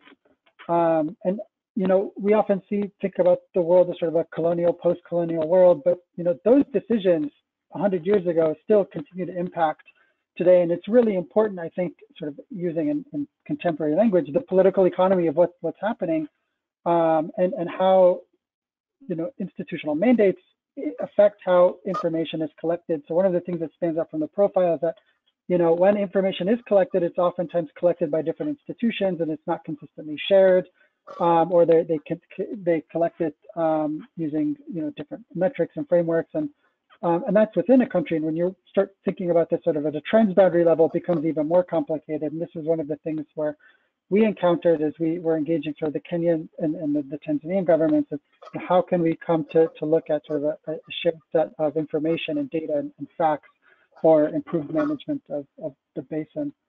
I want to transition into the next question, and this I think continues the conversation and builds on a point that Ali was making around governance. I mean, in many places, basin managers and sector staff know what they need to do. They understand that they need to be collecting, data and information, issuing permits, managing those permits, collecting permit fees. But they aren't able to do them because there's gaps in staffing, gaps in financial resources, and in many cases, gaps in or lack of capacity. And looking to the future, what steps should we be taking should we consider taking to make governance strengthening efforts more sustainable? And I know this is a core focus for USAID. So Ali, maybe I'll start with you, and then I'll go to Toriro and then Marissa. Yeah, thanks very much, Basil. I think it does build nicely off of the previous question. I think you're right. I mean, water resources management, water security, it's fundamentally a governance challenge. And I think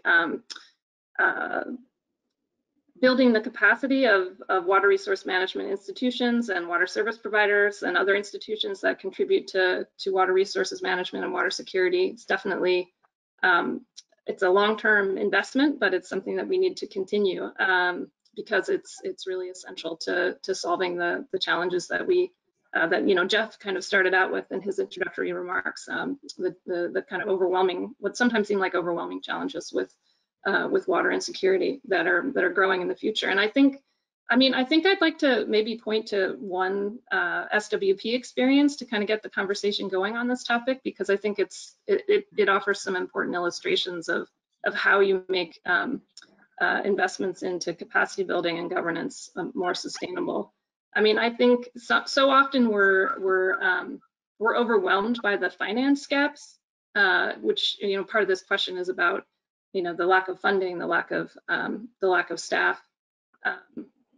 And in the MARA SWP's work to conduct abstraction surveys, so basically it was not well characterized who was using water in the basin. And I think there was an assumption before that work started that there wasn't a willingness to pay for that water and to invest back into the resource management that helps us to ensure that the resource base is sustainably managed. But that actually didn't turn out to be the case. Once the abstraction survey was there and MWater, a partner of SWP, worked to make that survey easy for the basin management organization, we saw that revenue generation kind of followed very, very smoothly from there. So that's one step, is just not always assuming that there's not a willingness to pay for water and to finance water resources management, but enabling basin management organizations to do their job of collecting those fees, make it easier. But the second thing there is then you have money, but often you find that there's not necessarily good budget execution.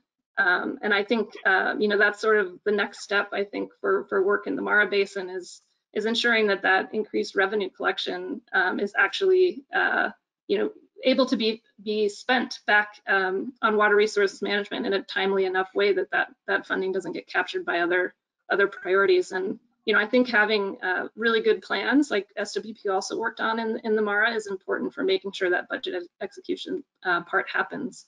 And then you hope that just builds on itself. And obviously there are a ton of other gaps in terms of staffing and human resources, and capacity building in other areas. But I think that's an example that I think points to a bit of a way forward.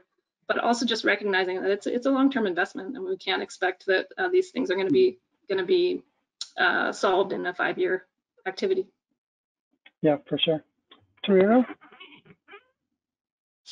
Yeah, when you look at governance, actually the interesting thing, talking a bit of reflection from my experience is, I think the rationale behind, the actors, actions within a basin, and even, the regulators, is understood. It's something that is well known, whether they're talking about access to resource, whether they're talking about water cooperation itself. The rationale is well understood and everyone knows why it should happen. But when it comes to actual practice on the ground, what actually triggers, the cooperation or the conflict then becomes different. And this is something that is not nuanced enough in the work that, in what gets to be written around. So to me, when I look at this, I always say governance to some extent is a very local issue. And in a basin, the structure with and the power relations between a basin management authority and provincial or central government really needs to be thought through. What we see here in Southern Africa is we have a centralized government system that then runs the national river basin organizations. Is some subordinates that actually report to central government. And to me, when I look at that and realize that there's close to zero autonomy on the basin management agency itself, whether it's on revenue collection, whether it's enacting bylaws, whether it's on policing, some economic tools that are very necessary, like polluter pays principle, payment of ecosystem services and so forth, is something that has to be ratified way above them. So this creates a gap in that the people who really know what should be done and the people who say what should be done then have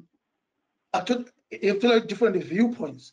So the first stage will actually be to close this gap and kind of give at least some technical autonomy to the basin management agency, because that's where things are actually happening. That's where they actually need to react to things very quickly. And when I look at this, one big issue then that comes into play is the financing part. And when the local management, basin management authority does not really have, the means, the finance that they can actually make decisions on, it means whatever they plan to do really depend on who believes them way up the hierarchy. And we have been trying to get one little pilot study around this in one of the countries in Southern Africa. At least on this one, I can't really mention the name. Then there was a lot of agreement on the discussion table. But when we started, we realized that this was going to be very difficult because you still get the politically invested actions coming in. And to me, that again becomes a big challenge.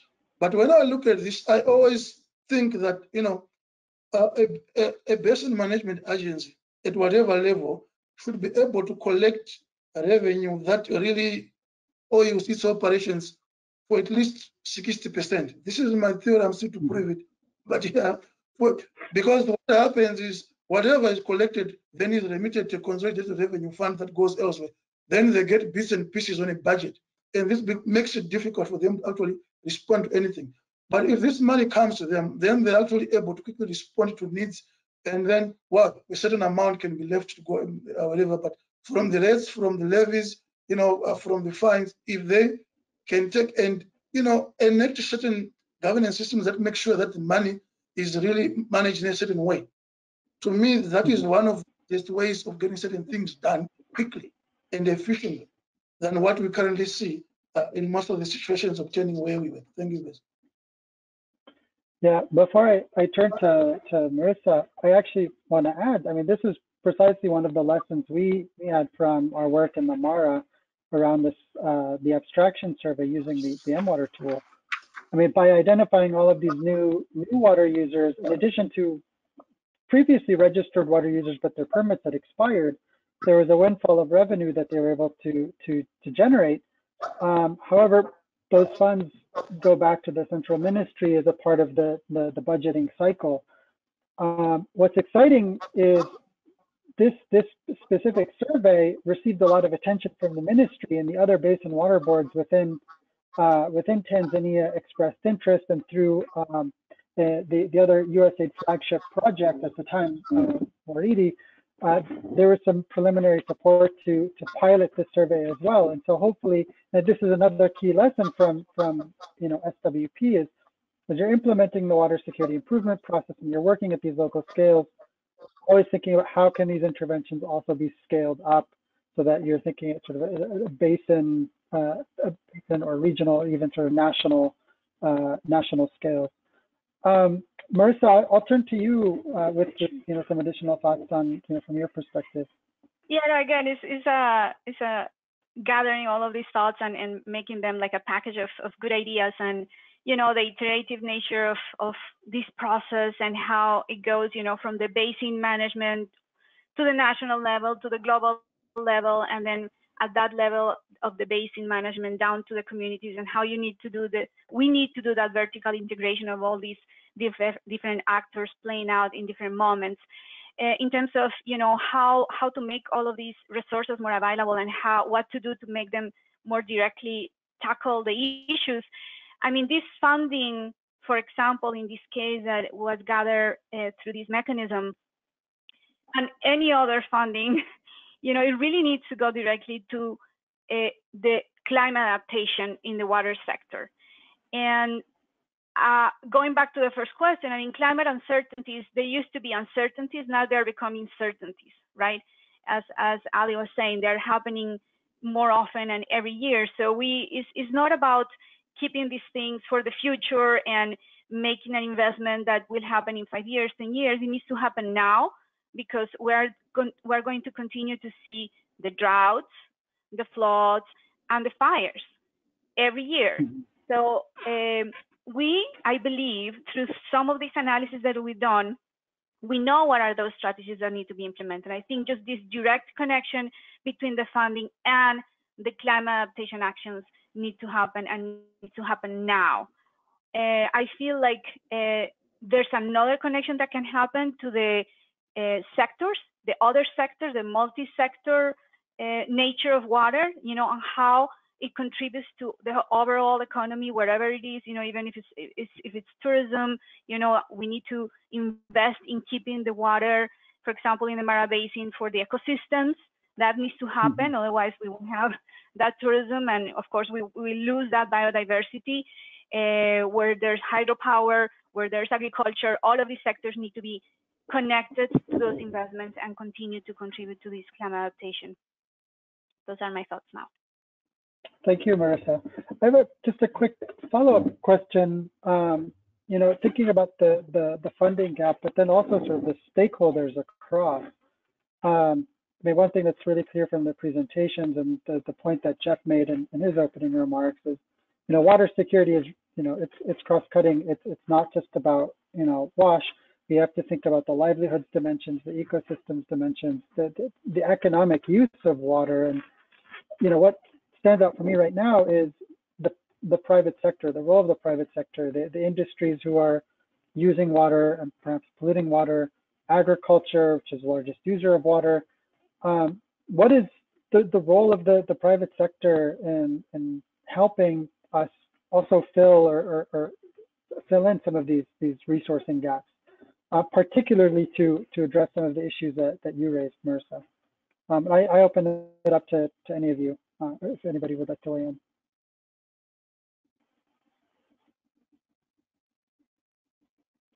Toriro, you're on mute. Okay, thank you. From our experience, and when you look at the contribution of the private sector, it's very crucial, but at the same time, it needs to be thought through.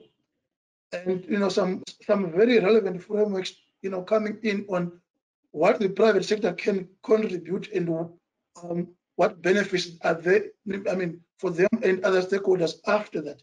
We have had a weakness this side where the contribution of the private sector is actually being sought mostly using some kind of either guilt tripping or accusing that you use water this way, you pollute water this way. So the more they look at it as some kind of obligation or some kind of punishment that has to be meted on them, the private sector has a lot of other capacities. For example, they can go to court. They have a lot of media presence, so they can quickly, make any story, work for their favor. And this is not a bad thing at all if you can actually use it for actually, your end in the basin. So the approach that we have tried to do using landscape approach within IUCN is that when you do an initiative, you first try to identify every stakeholder, including the private sector, then get it from what they are willing to do and what they are able to do. Sometimes they'll tell you that we do not have certain capacities, but out of our budget, we are willing to give you so much so that you're able to give this to the communities. In Malawi, we had a sugar corporation that said, look, we want to help with land restoration around the area where we farm, and we want to do this with the communities. But we do not want to take money out of our budget and say, here's money, because when we do that, politicians come to us and say, give me money to go and campaign in my constituents, and we cannot control that. So these are some of the dynamics that come up, but I think the private sector can really come in once the vision is sold to them very well. And let's look at it. Let's look at the mines. Let's look at the private conservancy and so forth. They are huge users of our water resources. And from what I've seen, they are willing to play their part. But how we frame that and how we make them come in as a partnership and a continuous partnership with that, not as some donor seeking or some fine kind of pursuit with them, it can really work. But one of the weaknesses that we have in this region, as I mentioned earlier, about how the frameworks really work. If water is managed only from a government perspective all the time, rules coming from government, statutes coming from government, discussions just being about government, we then sideline the private players a lot. So that part, needs to really be opened up a bit more so that everyone feels that they own this process and that when they are contributing, they are doing so because it is also for their benefit.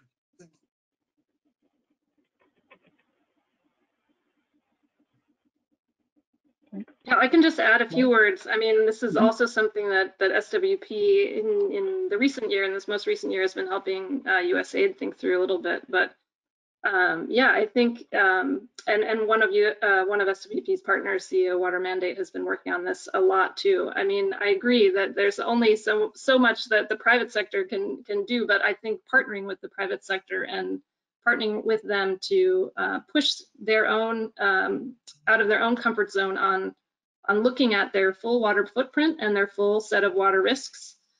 So sort of moving beyond social license to operate type interventions where, where private sector actors are located in basins or where some of their supply chains exist.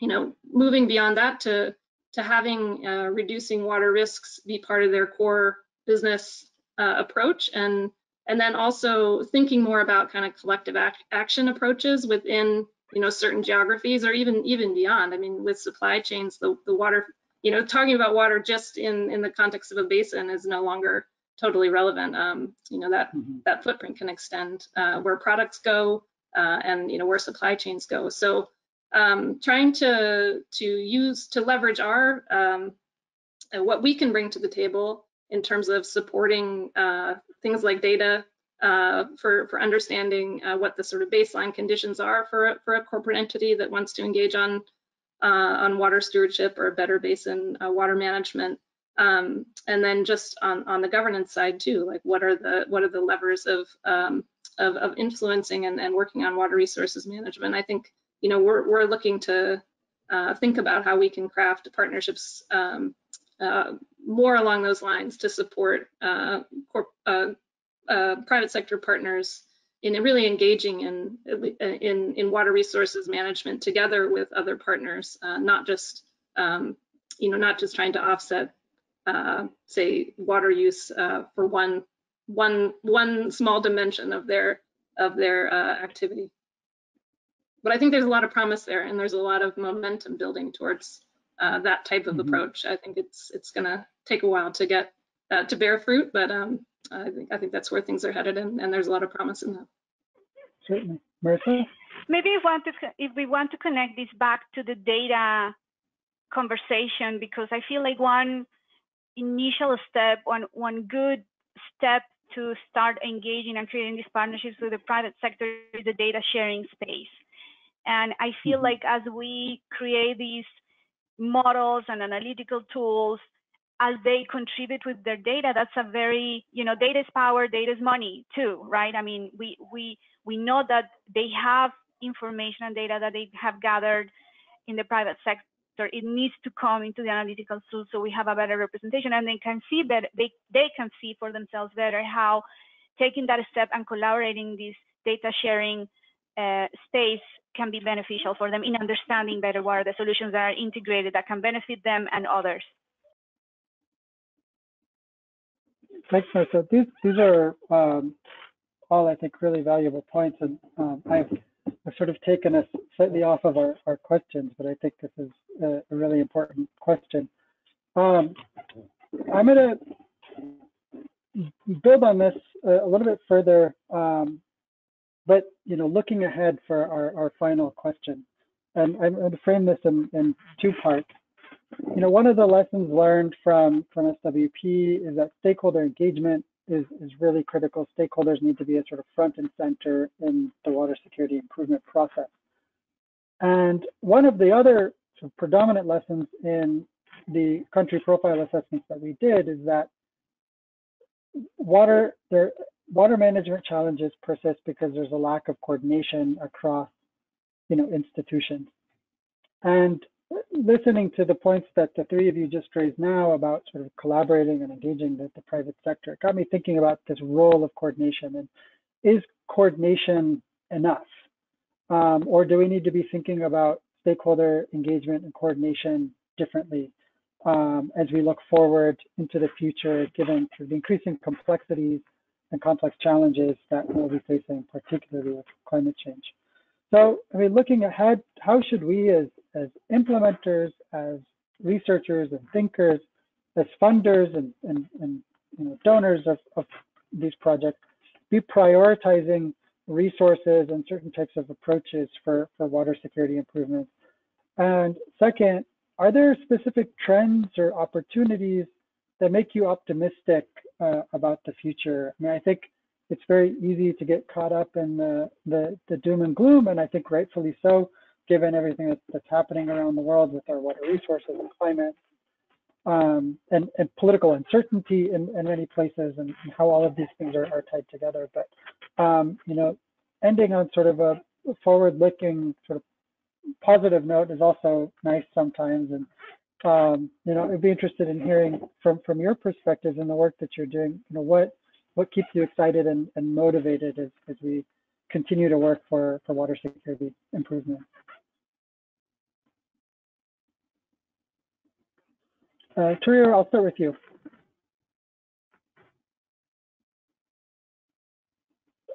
You're on mute.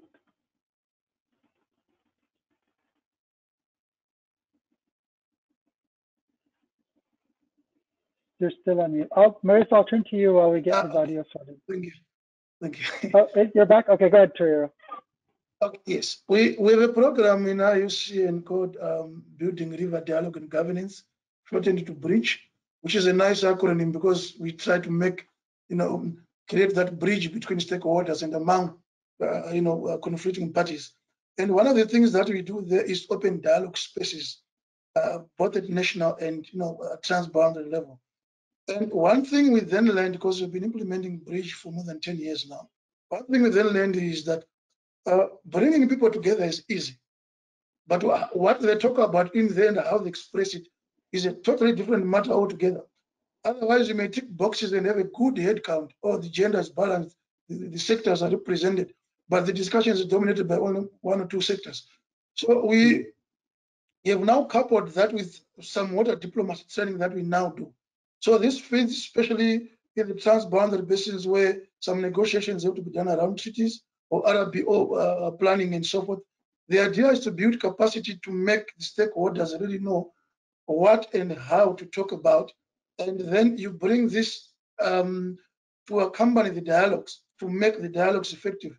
But further to that, one of the things that we've also been trying to promote in some shared river basins is to first develop a stakeholder engagement strategy, then build a stakeholder platform where the dialogue can continuously happen, not to wait for the contesting parties to actually meet at certain predetermined periods, maybe set by national government or so, but to create that need at a more localized level so that they know that, okay, so every 3 months, nothing has to happen first, no emergency has to happen.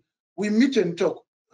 And then that helps because when you actually check the early warning systems and what happens with climate change, certain information can be fed quickly in these discussion platforms, especially when you bring in other people from, for example, the meteorological department and so forth.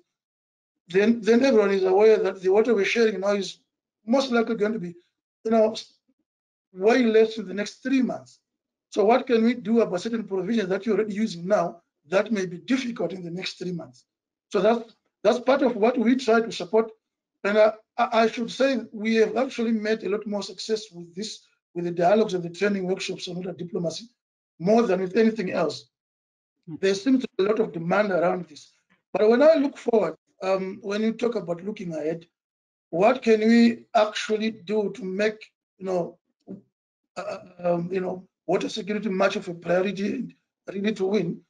Well, focusing on the positive side, I'll actually say one negative thing in order to build on the positive. In our region, mostly, we are actually now having climate emergencies. The flooding is actually now frequent, and some happens at transboundary scale, some at local scale. So that is a catastrophe. But here's the thing: you do not want to waste a tragedy. So that the good thing around that is actually making the politicians look into water issues, because ideally they don't care much about them until there's an emergency. So now this emergency is bringing this, and you are beginning to see a presidential task team looking into victims of water emergencies and so forth. You see that in South Africa, you see that in Zimbabwe. To me, that is nice because it brings agency, it brings actors. And then the second thing around what we really must do, I think sharing information around water is important, but where we miss it is we fail to mainstream this information sharing. The way we get news about anything else should be the same way we get news about water. And this comes back to how we actually communicate the data and information that we have once we have it. So this is one of the things that is slowly now getting better in this region. The downside is that it is all being sponsored by donors, which is not a nice thing because that affects sustainability, but it's gaining traction, and we're hopeful around that. And lastly, I want to say I'm very happy to see the building of synergies actually growing.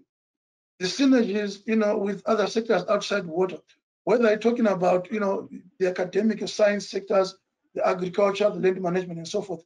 Most of the work we do, people are really beginning to realize that water is not a standalone issue, but rather is integrated in everything else. Whether I want to talk about food security, whether I talk about resilience, whether I want to talk about disaster reduction and so forth, you're still talking about water in a way. So even within some programming areas in the NGOs in this region, you see a lot of the time now, the water program is no longer a standalone program. It's embedded in other programs, which is a good start. And in governments, they are beginning to let us, approach them in the same way. So I am hopeful that this continues and this helps us. Well, we can only be hopeful. Water security is human security, and we need it. Thank you, Beza. Thank you. Next appearance means that we are unfortunately at time, so we can continue moving on with the agenda. But I do want to thank Marissa, Ali, and Taviro for what I think was a really engaging discussion. The three of you drew out some really important points, and I think we were able to see some common themes and threads to emerge. And I hope this is just the conversation will continue among us and as a broader community as well. So thank you. I would just allow for like 30 minutes of Marissa and 30 seconds, sorry, of Marissa and 30 seconds of Ali as a final word. Marissa, go ahead. I'll go for it. So what gives me hope, I think this realization that we are thinking about water not as a local issue, but as a global area in which we all can collaborate. And that is not only transboundary, but beyond the boundaries of the watershed. I think the fact that we are thinking about ecosystems and freshwater ecosystems in particular in more direct ways, and how to maintain the habitats for those systems and how to prioritize the water that needs to go to those ecosystems, I think is very important as well, and gives me also hope. And finally, I think this focus on participation and how we are breaking all these traditional governance admin settings, and how we are breaking that through, look at us, we are here in I don't know how many continents, sitting through this virtual setting. Look at all of what we did during COVID, that we were able to, despite all the challenges, make progress. I feel that also gives me hope in terms of reaching a better engagement and participation of all the sectors and communities in the water discussion. I'll stop there. Thanks. Ali? Sure, and I can just add a few thoughts, and then my colleague Sam is going to provide some remarks, so maybe he'll build on that a little bit. But yeah, just to build on what Marissa and Tariro said, first, one of the things that gives me hope is the growing momentum for protection of ecosystem services, payment for ecosystem services, and nature-based solutions as a way to address both water resource management, water supply issues, and also climate change adaptation. I think that within the USAID portfolio, we're gathering steam on learning about those approaches, and I think that they offer me some hope that we'll be able to better tackle some of these issues moving forward than we have with other approaches in the past. And then also building on some of the points that both of the other panelists brought up, I think just broadening the constituency for water. I mean, I think, and maybe in the context of climate change is one good example right now. I mean, I think water does run through so many of the different sector challenges, and climate change is front and center there. And just being able to kind of, I think there's a lot of action that we're seeing the sector try to broaden its constituency in terms of supporting addressing these other development challenges through work on kind of integrated water resources management and water security lens. So yeah, those are two points I'll close out with. And just to say again, thanks so much for the opportunity to participate in this panel. Basil. Thank you very much to all four of you. This was very interesting, and we could speak about this for many more hours. Unfortunately, we're at time, so I would like to invite Sam Houston for some closing remarks before closing the webinar with Mr. Georgette Debroy. Sam Houston is a water resources and infrastructure professional with expertise working in emerging markets and developing countries. He has 15 years of project management experience working in water supply, infrastructure, urban sanitation, utility reform, so many more other water-related things and conflicts in Africa, Asia, and the Caribbean.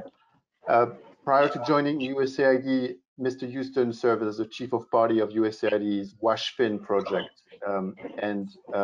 So Mr. Sam Houston has a Bachelor of Civil Engineering from University of Minnesota as well, and a Master's degree in Conflict Resolution from the University of Bradford. So, Sam, over to you. Thank you, Nicholas. And thank you to the whole SWP team for all of your hard work and persistence in managing this important project for USAID over the last 5 years. As a former implementer, I certainly know how difficult it is to bring together all the pieces of the puzzle to advance a complex project. In these closing remarks, I want to highlight a few themes that have come out of the discussions and offer a few words on what we're doing at USAID and what we plan to do based on learning from SWP's work to advance water security programming. As we've heard, SWP advanced a framework for working on water sanitation and water resource management under a broader framing of water security. As climate and demographic change, in addition to shocks like COVID, continue to put pressure on economies, infrastructure, and the environment, it is increasingly clear that a strategy to increase access to WASH needs to be based on resilient approaches to future uncertainties and current uncertainties, as we heard from our discussions. SWP's work on developing a holistic approach to identifying, assessing, and addressing a full suite of water security challenges affecting communities has very much helped to advance our thinking. Here at USAID Washington, we now have a water security lens that underpins our overall global water security strategy, and such thinking is also being used in the forthcoming agency climate change strategy as well. More importantly, at country level, we're increasingly seeing water security activities emerging, such as in the SAHEL, a context that is increasingly unstable and where overall resilience to shocks and stresses is at the heart of the challenge. USAID's TERO-B, an associate award under SWP, is working to support water security as well as conflict and disaster risk reduction through better planning, improved data, and capacity building of local partners. Similarly, in Central Asia, USAID's new WAVE activity is working to strengthen regional cooperation and capacity to manage shared water resources, including focusing on balancing the availability of water for reliable electricity across the region, supporting agricultural productivity in which much of the region's economy depends, and ensuring sufficient water is available for human consumption and ecosystems. All of this builds on SWP's approach to increasing stakeholder engagement, gender equity, capacity building for institutions, and bringing better analysis and data to decision-making via methods that are centered on incorporating uncertainties in stakeholder-driven scenario planning. Lastly, in Nepal, SWP's work has influenced the design of the mission's new flagship water activity, KAWAS, which will work to create healthy, resilient, and water-secure communities at the watershed level through strengthening water and sanitation governance that improves water resource management, including water for more resilient and biodiverse ecosystems. We only expect these types of broader water security work streams to continue to grow within USAID. Also, we are aware that we have much more to do to prioritize work on water security and in closing the enormous financing gaps and to future-proof investments in economic and social development, all which depends on better water resource management. As part of that, we at USAID Washington are building from lessons learned from SWP to further advance thought leadership and research, because we know we don't have all the answers to ensuring a climate resilient and secure water resource management for the future. Our experiences with SWP and other central programs over the past 5 years have crystallized our recognition that we need to support implementation research.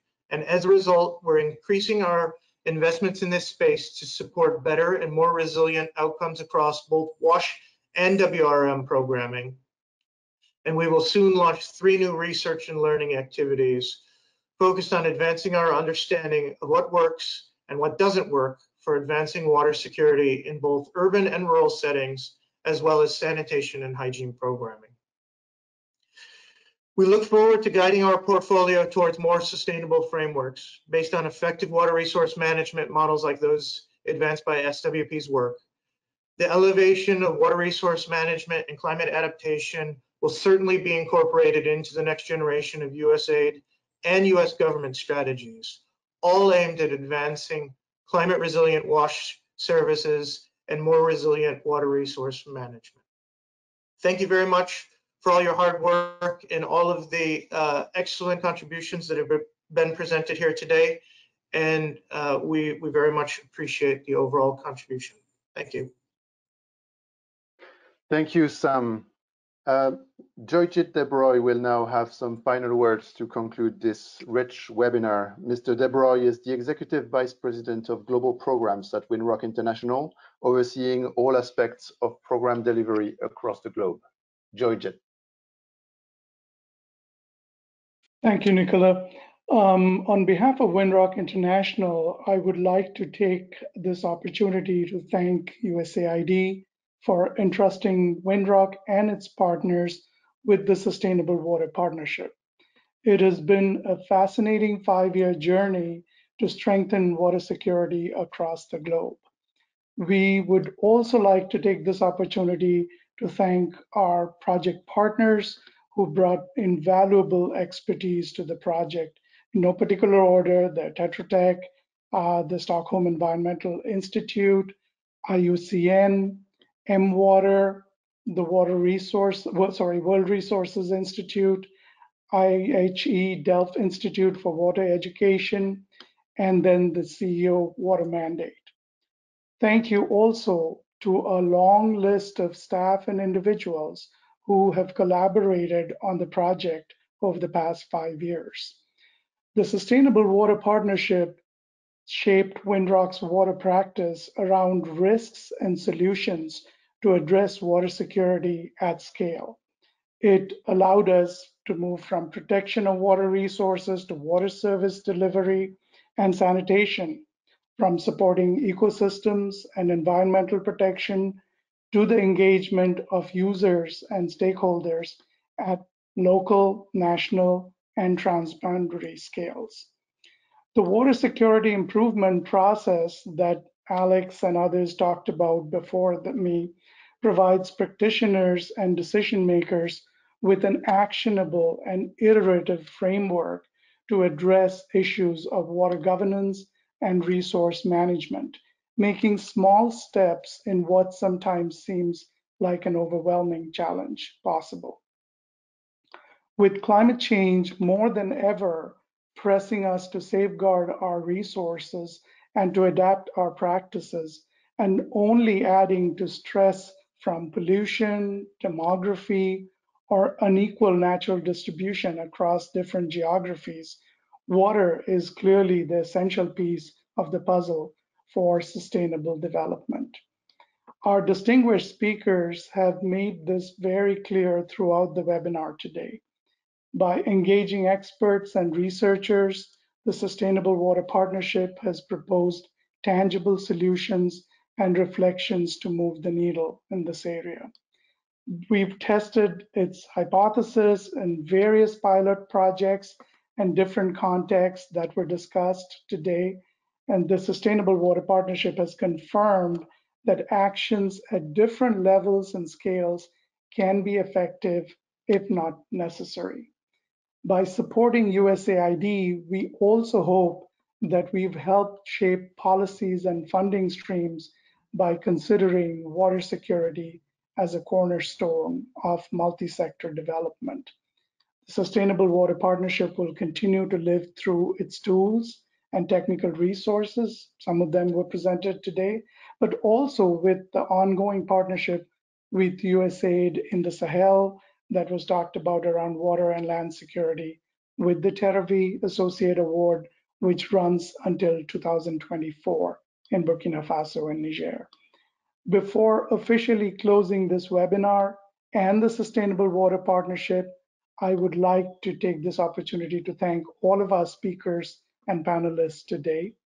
And finally, a big thank you to all of you in the audience for attending this webinar. We hope that this program and webinar was useful to you and that we brought up some valuable thoughts and ideas to apply in your work. Thank you, everyone.